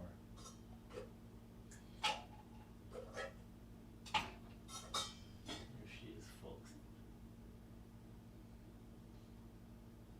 Oh, you know what's funny though is I see her and you so clearly. Yeah, just to give you an idea, here's me and mom and my brother. Ah. I'm probably 5 in that picture. She's going, I'm going to slap these little brats right out of their misery. Because you still act like you're 5. That's You never really grew up, Steve. right. But Thankfully. what I wanted to show you was something even a little bit more fun, which I found recently in my pictures, was the document that my great grandparents received when they emigrated through, and they came in through Ellis Island. I thought you were going to say when you were thrown out of school. No, when they came here from Italy. Oh, you have Ellis Island Documentation. Yeah. That's cool. Hey, you have a drink incoming, dude. Yeah, okay. Here, cheers. Cheers. Getting started. Yeah. Uh-huh. Hope I'm not getting too off the rails for you guys. This is just like starting to get fun for me. Dude, it's the Malcontents. This show never makes any sense. Whoa. That's a whole different experience. Mm. Yeah. I may have to dig that up later. Thank you, Erico. Hey, are there any sumo wrestling fans out there? Because I'm a big, huge one. So, all right, close your phone. You're really going to get off the rail. I'm tripping, yeah. I'm having fun. Let's talk guitars. Okay. You want to talk amps for a sec? Yeah, we can talk amps. That's, Does anybody want to see this? I think... You already saw that? Well, no, show it. I mean, well, you got it pulled up. Mm. I mean, I'm just kidding. If you want to show sumos, you can show This is the guy on the sumo. motorcycle with his first prototype 2150 power amp. Oh, cool. Brennan and Amanda are Notice both how co-signing on the tangents. So, notice the sumo smile. away, friend. Notice the smile. The smile means, yeah, I'm having a great hangover today. All right, I'll stop. Boosted by what? Who knows? You got a sumo picture. I know nothing about sumo stuff. I'm getting into it. I know a bit about judo. A judo? Judo, yes. I just wanted to do this one thing. I wanted to show you this picture, but I'm having trouble finding it. Tangent time. Yeah. Tangent time. Okay, well, I have this... toroidal transformer? Is Yeah. that what was on? in Yeah, that thing? yes. It's better known as a donut. Good looking there, Bimo. I see bottles of wine. I see pictures of gear. I see memes. That's a good one. This is a good one. Okay, well, here's one of the things that This is tangent time. yeah. As long as we're going to be on a tangent, Go full on. Let's do it. this is the philosophy that I live by, that I want to share with all of you. Here you go. Yeah, I like that. Yeah. I like that. That one keeps me sane, or helps keep me sane. The Fryette Sumo amp. Coming soon to an alcohol-fueled engineering session near you. Yeah, really. Hell yeah.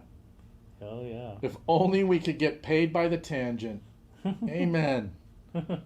Yeah, let's do it.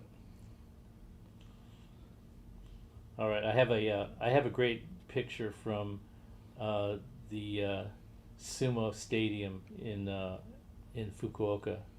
That this was the championship sumo bout where the guy that I was rooting for won the championship, and this is him throwing. This is a 400-pound guy throwing another 400-pound guy 4 feet in the air and out of the ring. You know, my favorite part is look at the getup on that judge, dude. All the judges, That is the bitchin'. referees. The referees, man, that is a whole. Let me see that. That is a whole thing in and of itself. Wicked. See, it's not just a bunch of fat guys pushing themselves around. It's this really intense, it's very, very rigidly structured, high, a very high importance culturally to to Japan culture. Yeah, It's sure. fantastic, and I just love it, love it, love it. And we're going back.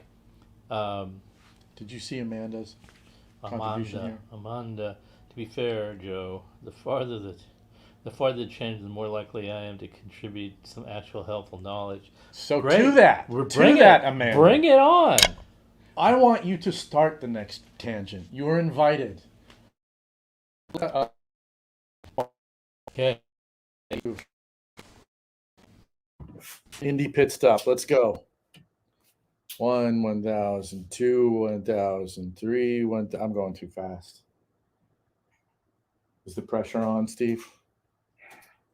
It's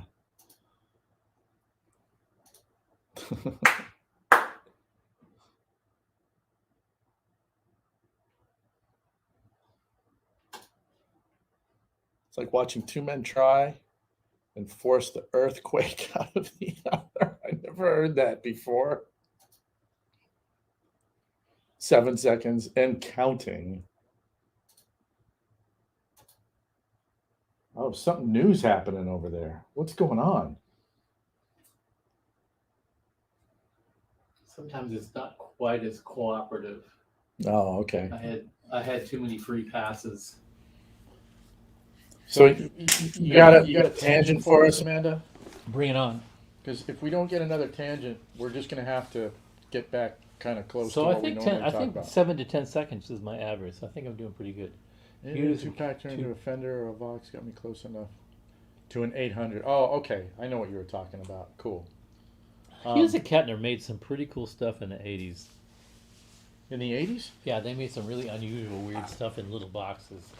I only played one Hughes and Kettner in a store for 5 minutes, so I really can't say anything about it.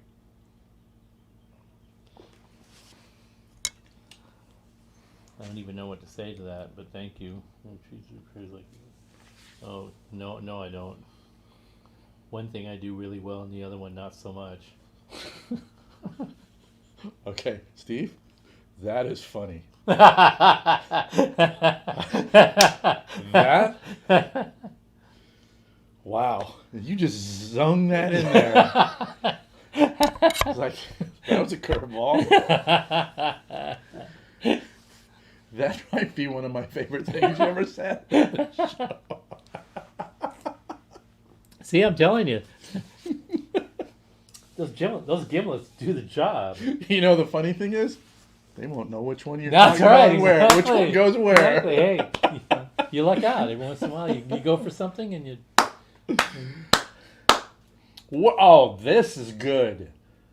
Oh, everybody can participate in this. Worst pedal amp and combo. Oh, see, this is what we need. Yes, I love this. Worst pedal and amp combo. Hey. Well, I think a metal zone in anything is in the running, Okay. right? Yeah. The freaking metal zone. The metal zone.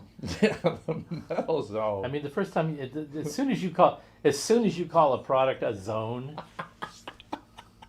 I don't have any amp questions, but here's an electronics question. There's When my tankless water heater draws current, it causes the LED lights in my house to flicker. What's that about?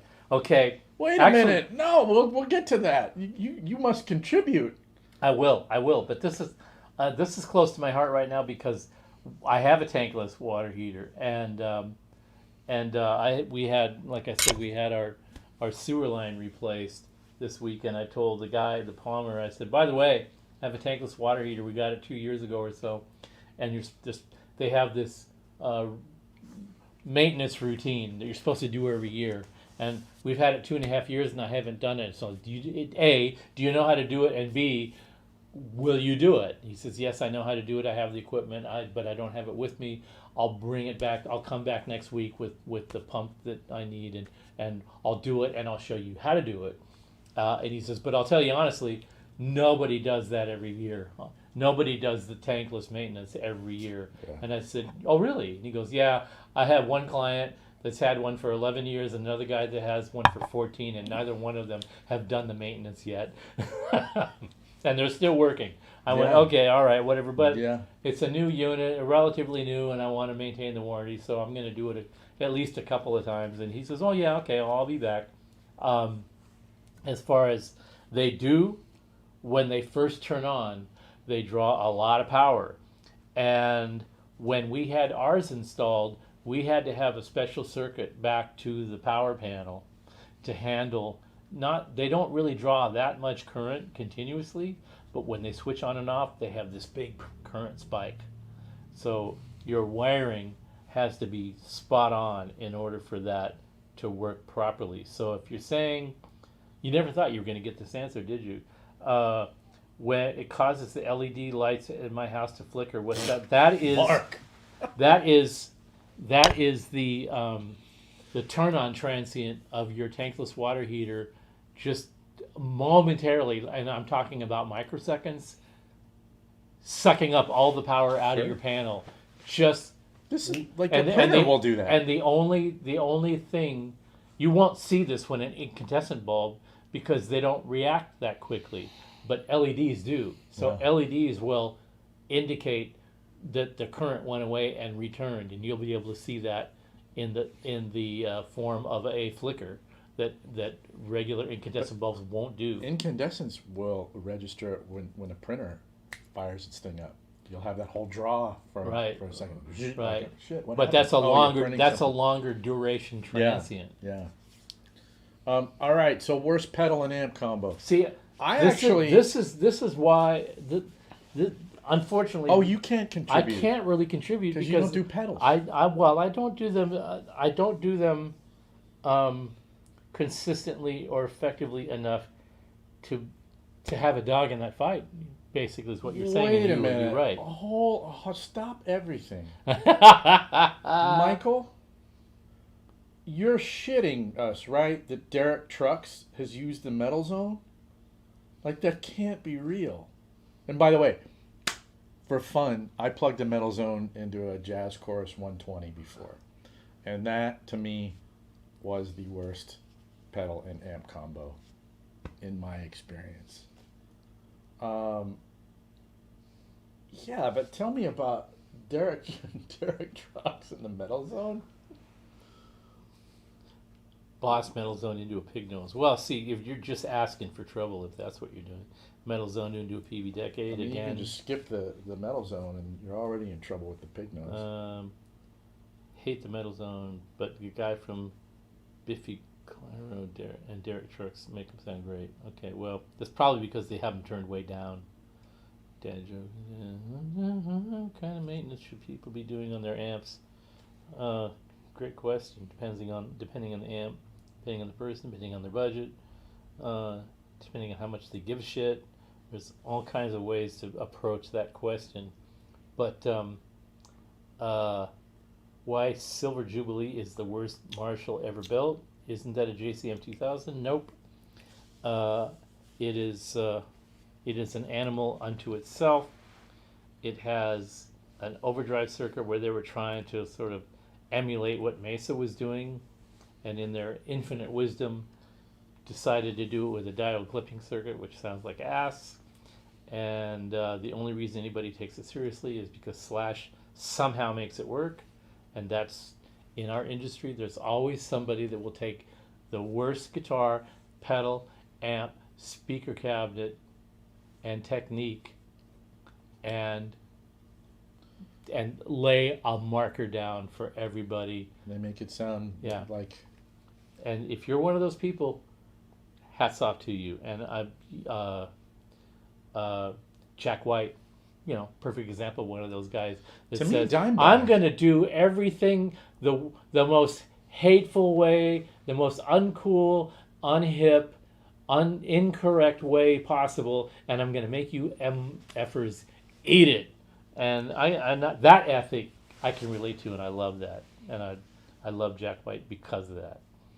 And But like Dimebag's tone. and Dimebag was the same way. Like nobody else could use that he. sound. I love that he used one of the most heinous sounding solid state amps ever created, Yeah. and laid down a marker.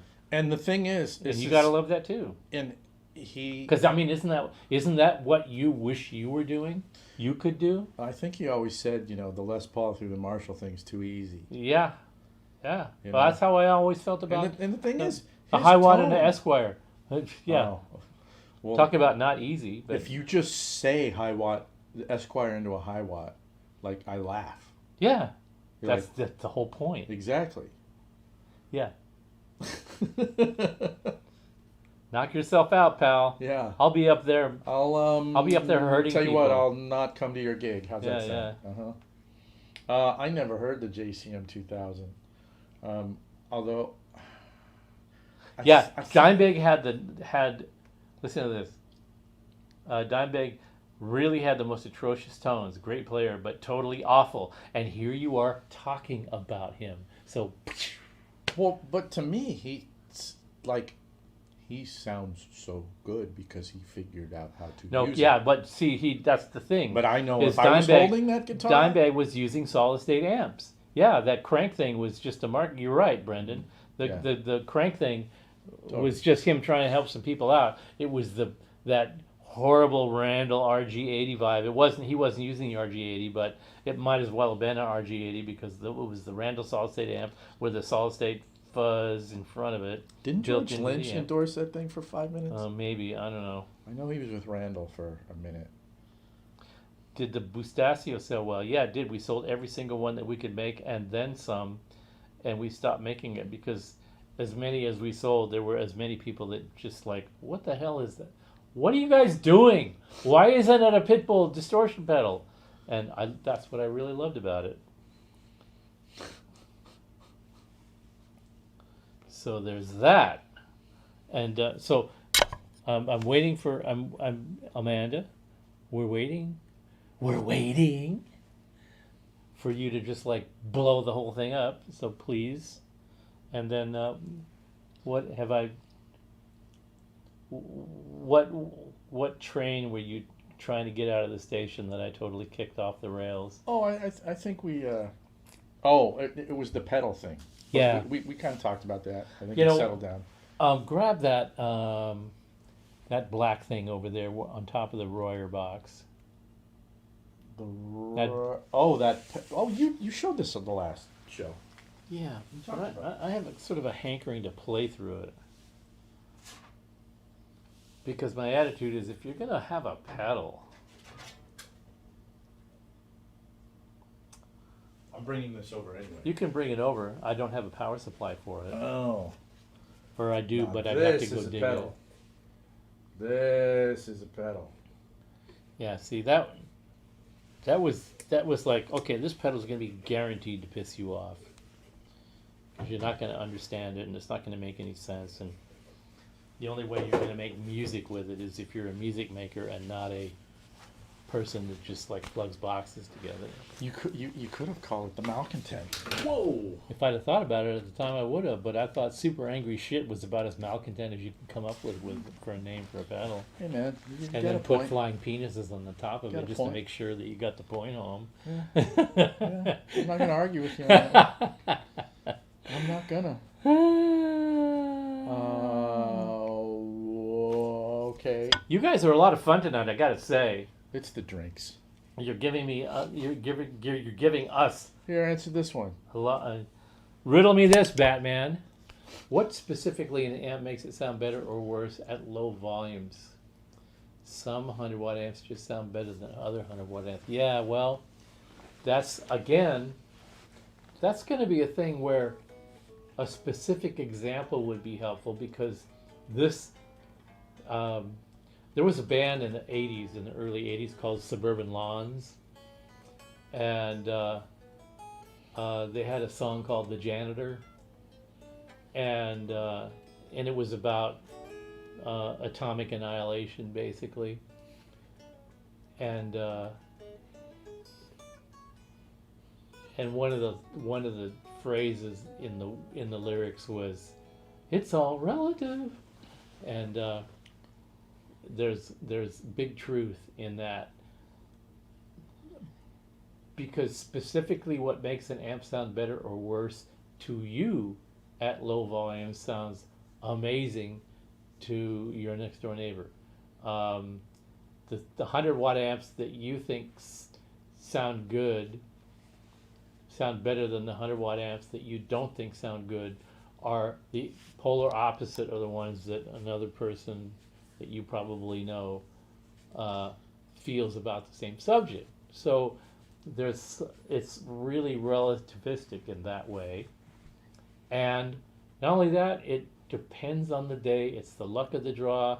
You could play in a club in San Diego and think that you sounded like Eric Clapton, and then 3 days later you're playing in North Hollywood someplace and you think that you... Yeah, don't do that.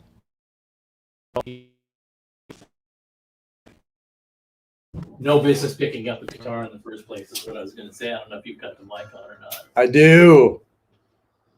Oh, I had my role in this whole thing down. I press a button. I got the retry thing this time. Oh, that's because I got it unmute, and then we are good. All right. And we're good, right? Yes, we are.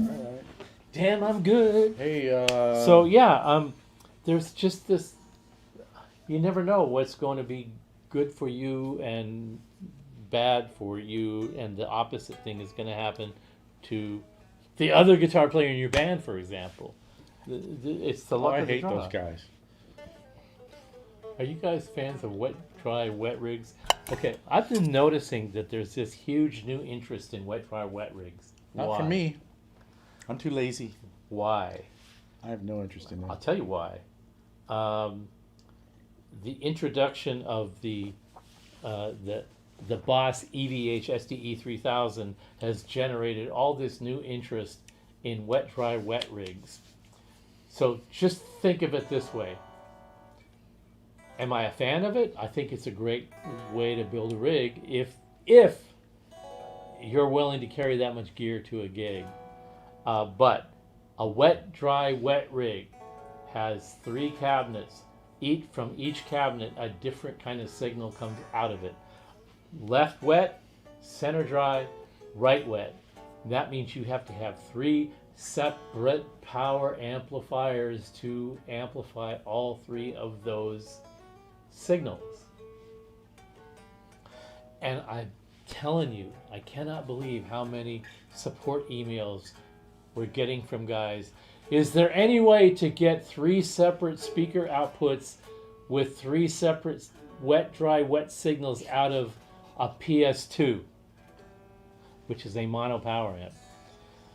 Yeah, there is. Get 2 more PS2s, and I'm sorry for the way that sounds, but Yeah, I know. you need 3 power amps. You either need a PS2 and an LX2, or you need a head and an LX2, There are some or a things- head and 2 PS100s, or a head and 2 PS2s. You need 3 power amps. 3, count them, 3 power amps. 1 for left, 1 for right, and 1 for center. The center one can be your dry head.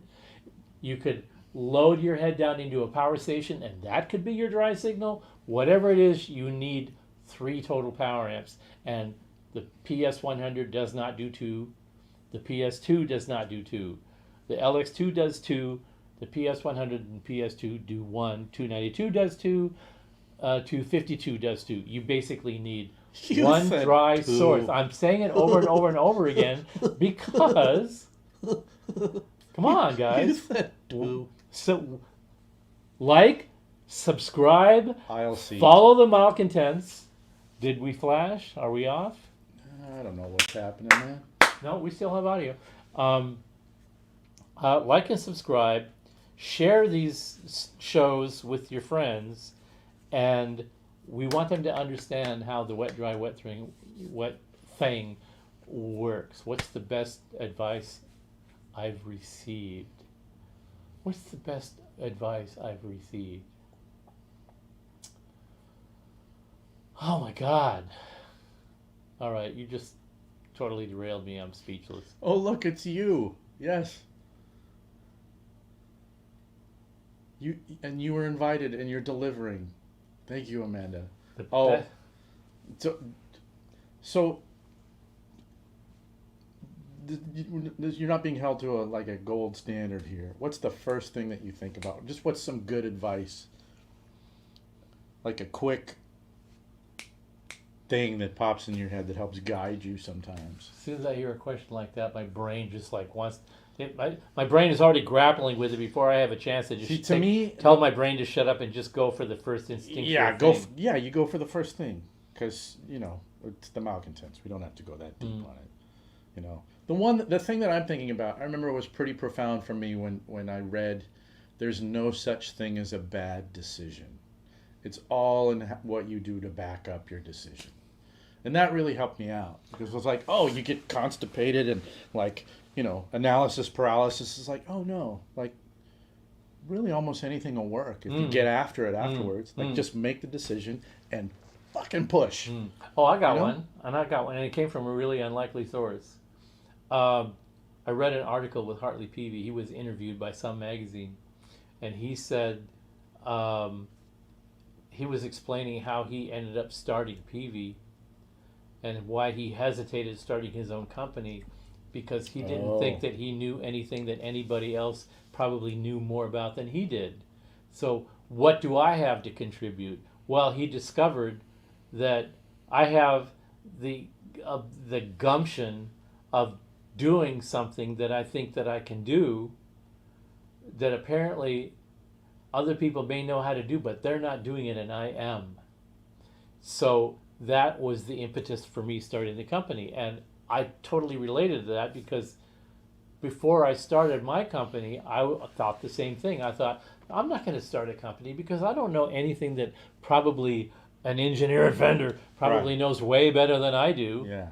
And yet these companies keep not doing this that I thought would be a good idea, or that I thought might be a good idea, or this, or why don't they do that, or why don't you do. And finally, all my friends were just like going, you talk about this shit, but nobody else is doing it. Why don't you just effing do it? And you're sitting there going, because somebody else is going to do it. So when I stopped, I guess not. When I stopped availing myself of that excuse, a company was formed out of it, and that became my career. And so, did you read that Hartley quote before or after you had started? It was right about the time that I was trying to decide whether or not I was going to start this mess. Oh, that's powerful, then. Yeah. So it was like that was like the last. Was like, ping! I was feeling myself. I felt that I was kind of in quicksand, and the idea of starting this new enterprise was pulling me into it against my will. And then I read that, and I went, all right, I just let go and got, they say in when you're roll up them sleeves. They say when you're having a nightmare, the best way to get yourself through a nightmare, like you're walking into a spider web and there's a giant spider web and you try to wake up so that you don't get eaten by the spider. Yeah. A sleep therapist will tell you just keep walking toward the spider and surrender to the spider, and then you do, and then the spider disappears and you see like mountains and trees and stuff, and you go into the next phase. And that's pretty much what happened to me. When I read that article, I went, all right, and I just sort of surrendered myself to fate, and I came out on the other side of, I think I could actually make this work. It's interesting that you say that, and it's also interesting connecting that to real life, that whole nightmare kind of thing. Yeah. Because I've done that a lot. It's like, all right, fine. Like, shoot me or kill me or eat me or whatever, and then you let the thing happen, and then, oh, I guess I'm still here, Yeah. right? And I remember And then having the scariest things that you're dealing with in life, I don't want to do that. and I remember Just having a do it. nightmare. I was doing handstands. Like during this time? Yeah.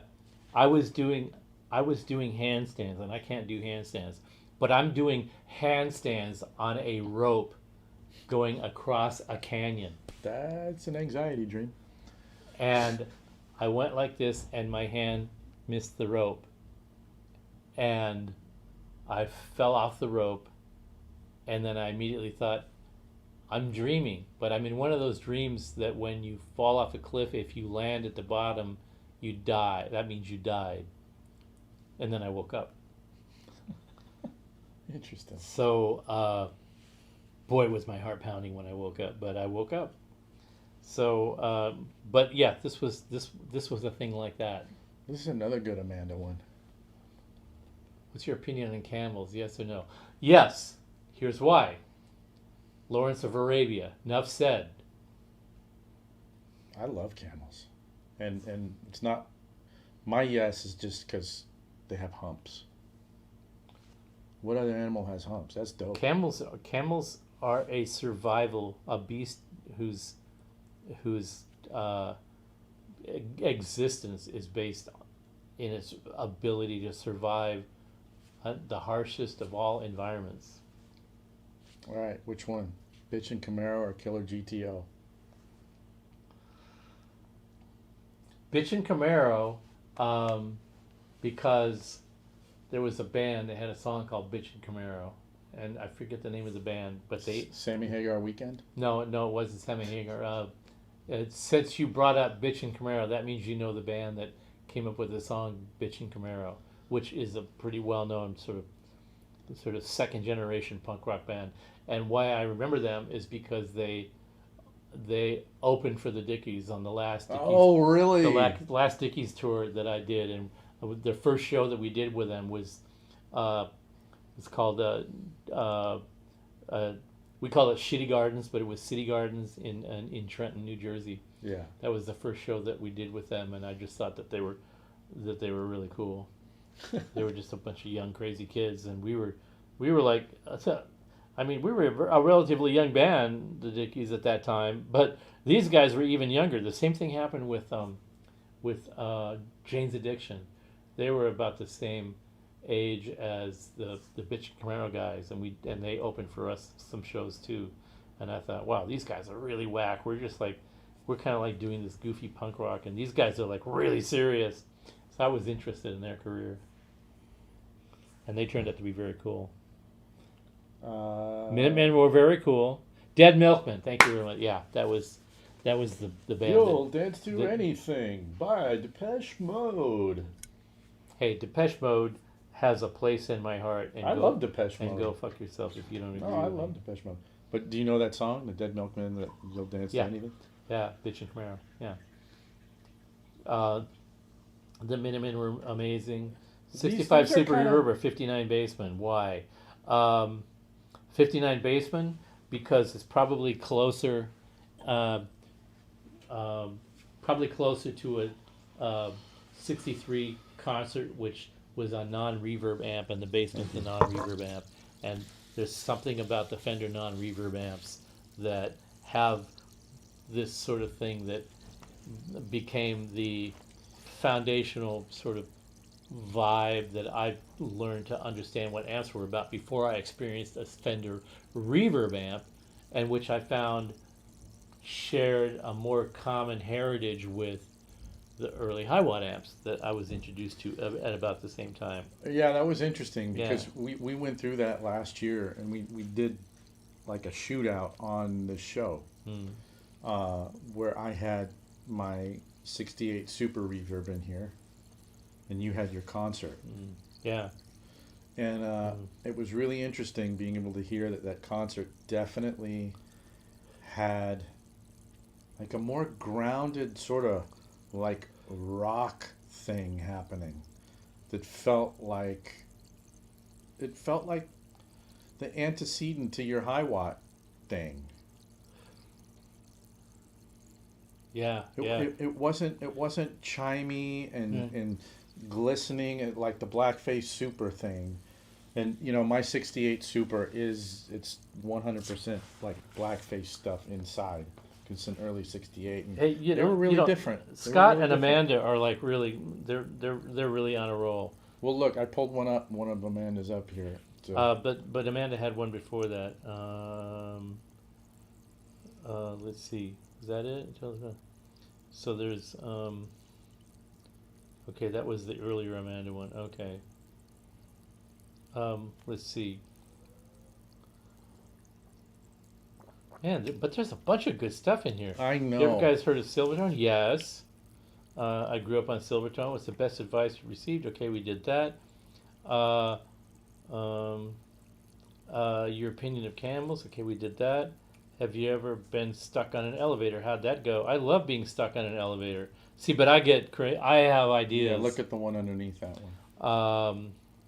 Have you ever been stuck in an elevator with bad gas? No. Um, uh, Should try it sometime. but I always imagine if I got stuck in an elevator, I would want to like find out do they really have that trap door in the top, and can I get up there? And then is there a ladder up there that you can climb to the next floor? I did get stuck in an elevator between floors once and have to pull the doors open, and there were people waiting on the upper floor. You could see their feet, and you could see the heads of the people in the lower Did one floor. of them pee like and on The Office? and I slid. Well, apparently, there was an episode where Reinhold Bogner and a friend of his did the same thing. They opened an elevator between floors, and they started pulling it open, and the person that was waiting for the elevator on the outside was pulling the doors open to help them. And then he realized that Reinhold and the guy that he was with were both pissing in the elevator, so he decided to just let them go. I was just after kidding. And Yeah. and yeah,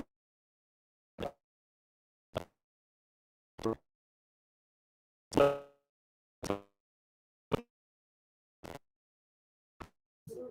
Yeah, we'll pick it up at window seat.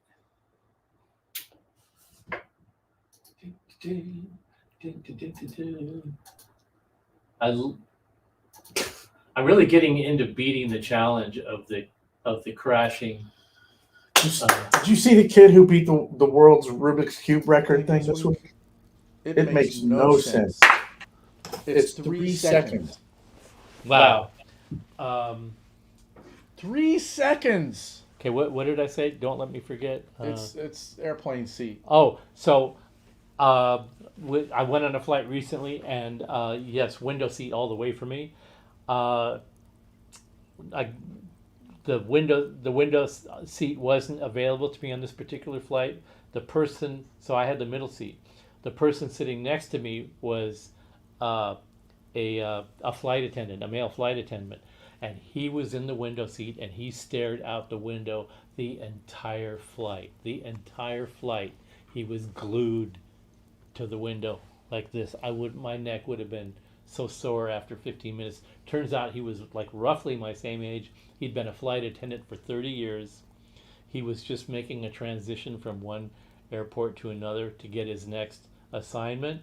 He was glued to the window. And I said, "You're really glued to the window. Have you never had a window seat before?" He says, "I've been a flight attendant for 30 years. I always take the window seat. I can't get enough of the window." And I could totally relate to him. He was just like, he still has that much affinity and love for being a flight attendant and being on a plane and looking out the window. I just thought that was so charming. To me, it's situational. If I want to sleep, I want that window seat so I can lean against the wall, and I don't have to worry about people trying to pass me when they have to pee. Unfortunately, the GPDI power amp won't go into the SIN 1, and I've been lobbying them to redesign the power supply. I actually even gave them a power supply design that would support the GPDI's 1-watt power amp in a module, but they are behind the curve on that, and that may or may not happen. I don't know, but when you're trying to progress, when you're trying to move a thing forward, that if you think it's an idea, or even if it's a good idea, that doesn't necessarily mean that anybody else thinks it's a good. anybody else thinks it's a good idea, anybody wants to run with that idea, anybody understands the idea. I mean, having a new idea and going to somebody and saying, I'm going to hand you an income opportunity, and they go, I don't think so. It's really exasperating, let me tell you. We've kind of talked about this since season 1, though. Like, sometimes things enter the marketplace and they completely flop, but it's a wonderful thing that they exist. See you, Carlos. Thanks for hanging. Because they'll show us a glimpse of what can be. Artichoke and then they're improved upon later on. Do you remember this whole thing? Mm-hmm. You know, what was the earliest attenuation product to come to market?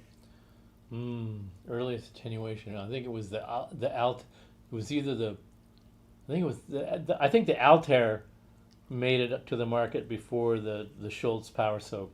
The last time I took LSD, I don't remember. The last time I did a psychedelic was mushrooms, and I don't remember when that was. Eggplants and camels are adorable. Yep. You got a question on the screen. But you too.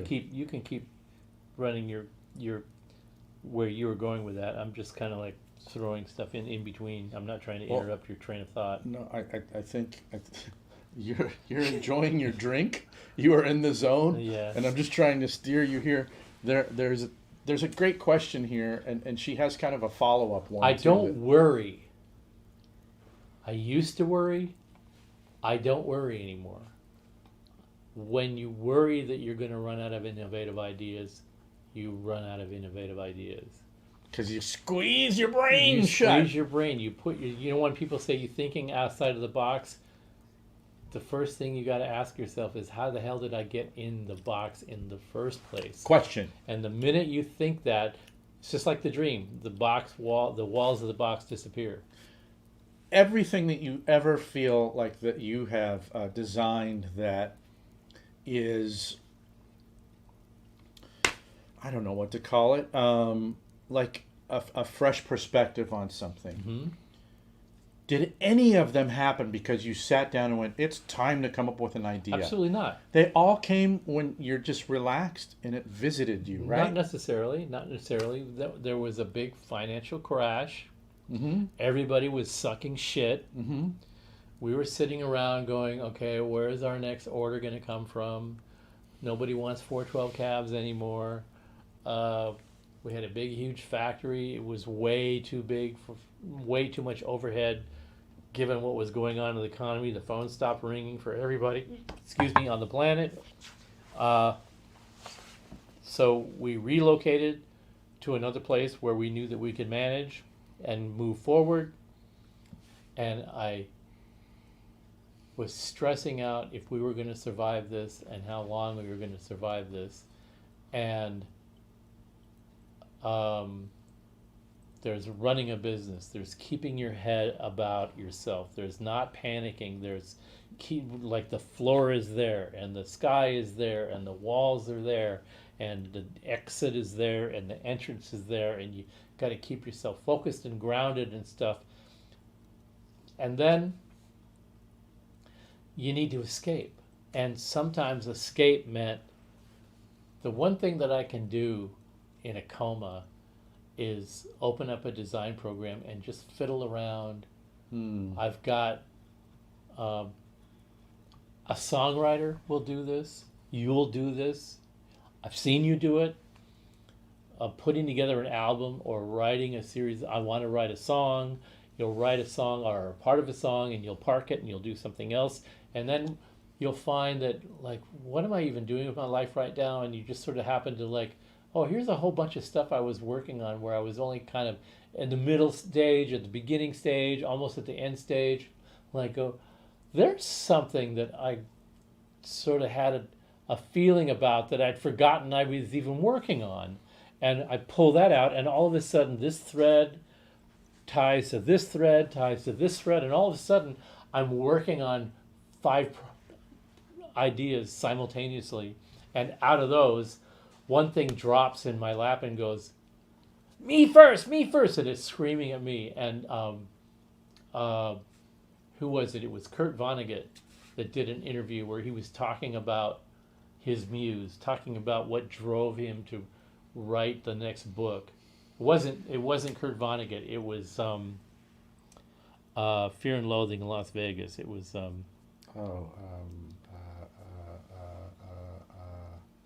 oh, come on. Hunter S. Thompson. Thompson. Hunter S. Thompson. Yeah. He described his muse as this screaming monkey Oh, yeah, on his back. on his back that screamed in his ear and tormented him like crazy to Yeah. do the next thing. And my muse was not like quite that insane or aggressive, but it would be one of those things that it was my refuge. That's how I dealt with the stress of navigating the company through the economic turmoil, was to just shut it out once in a while. And I had this calm space, which was all these sort of half-baked ideas that I could, see if But you do. weren't- We all do this, where we look at an old idea and go, "What an asinine, fucking stupid idea that was! Whatever made me think that was a cool idea?" And then there's one where like, "Did I do that? I don't remember doing that. I don't even remember starting that. But who did that? Because that's a great idea. It was almost like somebody else's idea." So, I don't. I used to worry if I was going to run out of ideas. And I realized that by doing that, I didn't know that I had ideas. And if I stop worrying about it, I realize that I've just got sheets and sheets and sheets of breadcrumbs in the forest, so to speak, that if I just like eat one and then go another 10 feet and there's another one, I sort of lead myself back into a writer's block, which is just like you say, an ant builder's block. It's the same kind of thing. You get yourself into a knot, and the more you focus on the knot, the less you're focused on extricating yourself from that circumstance. And it's So look, I don't even have any advice for how to get out of it. I'm just telling you that This is like a corollary to that same thing. no.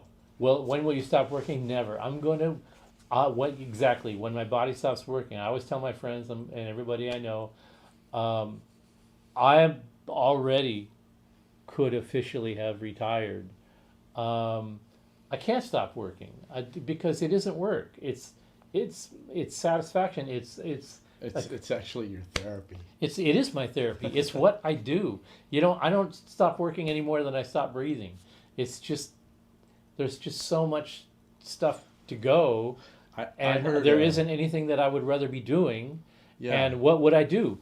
And my wife and I have this discussion all the time. What are we going to do? Get a Winnebago and drive across the country and like commit suicide after 6 months? I mean, it's like when your brain is like fine-tuned for solving problems, you want to keep finding them and solving them. And you don't have to look to find problems Yeah. to solve. They're like, it's like, gee, I need a problem to solve. Somebody is going to bring you a garbage can full of them. Here you go. Yeah. And like, oh, this is great. This is great.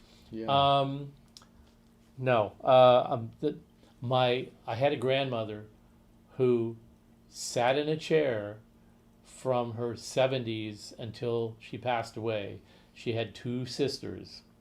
They all lived in the house together, and the 2 sisters just waited on her hand and foot. They doted on her. They took 'cause care you're of done now. everything. She didn't have to do a thing for herself, and she just wasted away because everything was being done for her. Yeah. Meanwhile, those 2 aunties lived to be 100 each because they lived for us facilitating other people. One was a nurse, Yeah. and the other one, I think they were both nurses at one time, but whenever somebody got the flu or the mumps or the measles or whatever, like Aunt Toots, her name was Toots, her real name was Dorothy, but her nickname was Toots, and Toots, as soon as somebody got sick, she had the water bottle and the leather bag, and she had the stethoscope and the thermometer, and she would race over to your house and put a cold pack on your forehead and take your pulse. Yeah. That's they lived. And They lived for that. That was how they lived. Yeah, time will claim us all, but while our body is still supporting life, it's kind of like your work. It's like being a shark, and if you stop swimming, you will die. Astronauts do it, so it's okay. Astronauts, you can't. There's not a better illustration of the survival mentality than being an astronaut, because when you're out in space and you're a foot and a half away from erasure, and you have nothing to sustain you except your composure.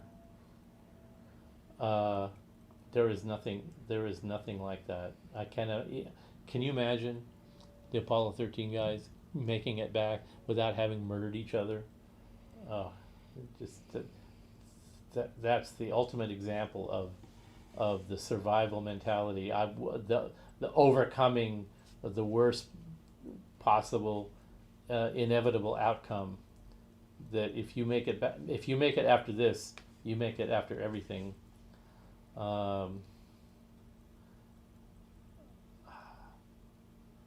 Let's see. Wet, dry, wet sound awesome. That said, if I had a JC120, well, JC120 gets you so far. Is there anything? Did you see anything that you want to glom onto? No, and I gotta go walk the dog. Yeah. You ever design a product like a Rockman or Brian May's little amp thingy? I wouldn't even know how to approach a mentality like that. There's marketing. We need to come up with a way to amortize our investment in Brian May's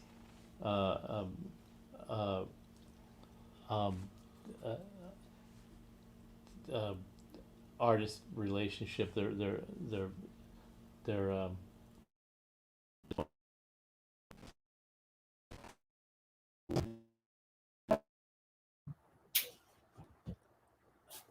endorsed Brian May's endorsement with whom? with Fox. They're just like trying to figure out how to amortize whatever they paid Brian May to be the artist that will sell anything that they put in a little box with the Fox name on it and his name on it. The amp builders at bad get indignant if they're asked to compress their amps into some.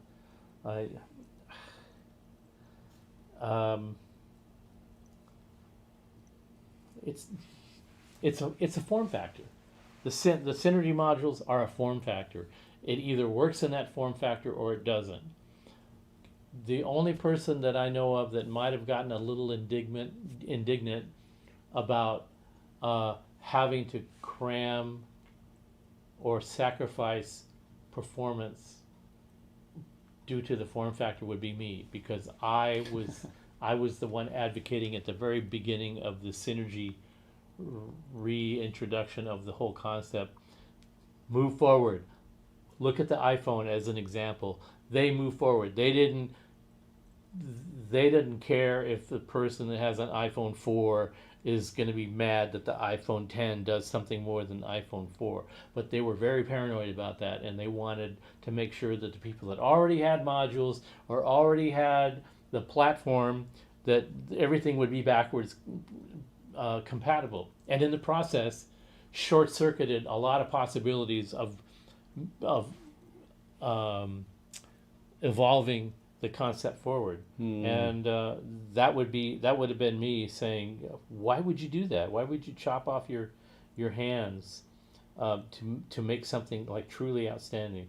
But this is a long process, and we're getting there to where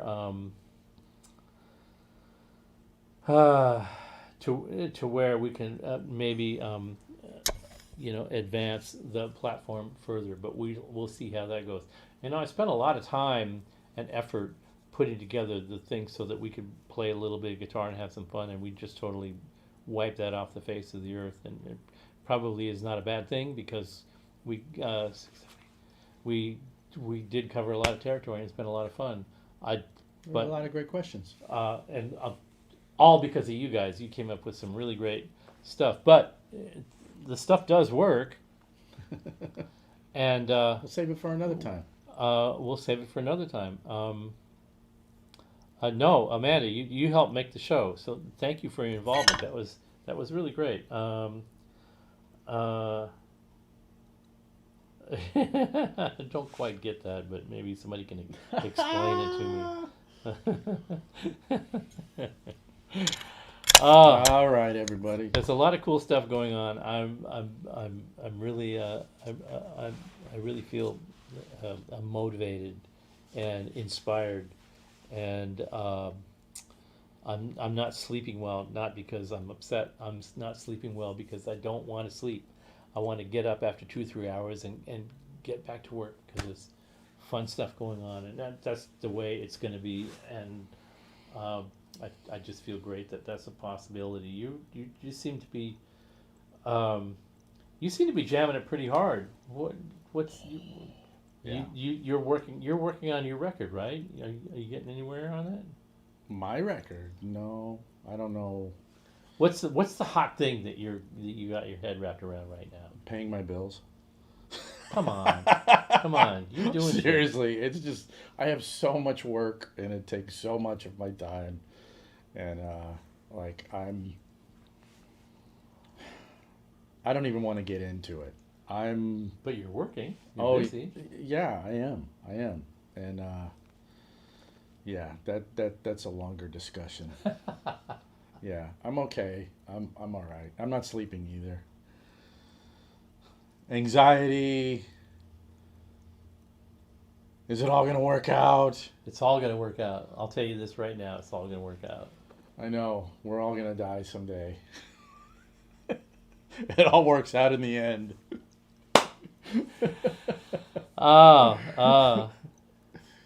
Yeah. So we'll be back next week, though. We will, and we're going to go down a rabbit hole like there's nobody's business, and I can hardly wait because we're not going to put any. We've just got a basic rough outline of what we're going to talk about, but beyond that, it's going to be the Wild West, and it should be fun. Do you want to tell everybody who's coming on? We're going to have our good buddy Dave Friedman and also our good pal Pete Thorne, and we're going to talk about. We're just going to talk about whatever. We're going to talk about whatever, but there's going to be some specific sort of things that we're going to cover that have to do with.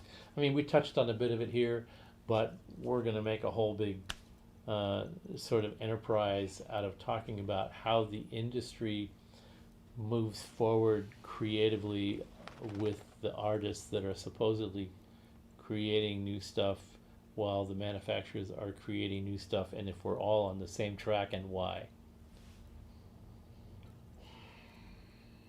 Does that pretty well encapsulate it, or did I just make up a whole bunch of really nice sounding bullshit that we can sort of latch onto later? And I think you're really buzzed, and I think you did an amazing job of doing that right now. I didn't think I thought you'd fumble that shit, but I think you did a good job. You know, I mean, there's something about a really good gimlet that inspires the imagination. Either that, or I just needed a drink because it's been a while. I think so, because you actually didn't have that much. I mean, this is showing like your 1.5 into your booze chops aren't in tip top, which is a nice place to be. That's right. Because a gimlet and a half, and you're kind of flying. That's nice. Yeah. You know, you don't need to pound your liver to be in. I just had another physical. I had a complete physical. Oh. And the doctor's, you're fine. Get out of here. It's not even fair how good your report looks. Just get the fuck out of my sight. It was kind of he didn't say that, but he implied that, why are you wasting my time? So that made me and my mom feel great, of course. All right, with that, let's get the hell out of here. Love you all. See you Thanks next for week. hanging with us. Yeah. And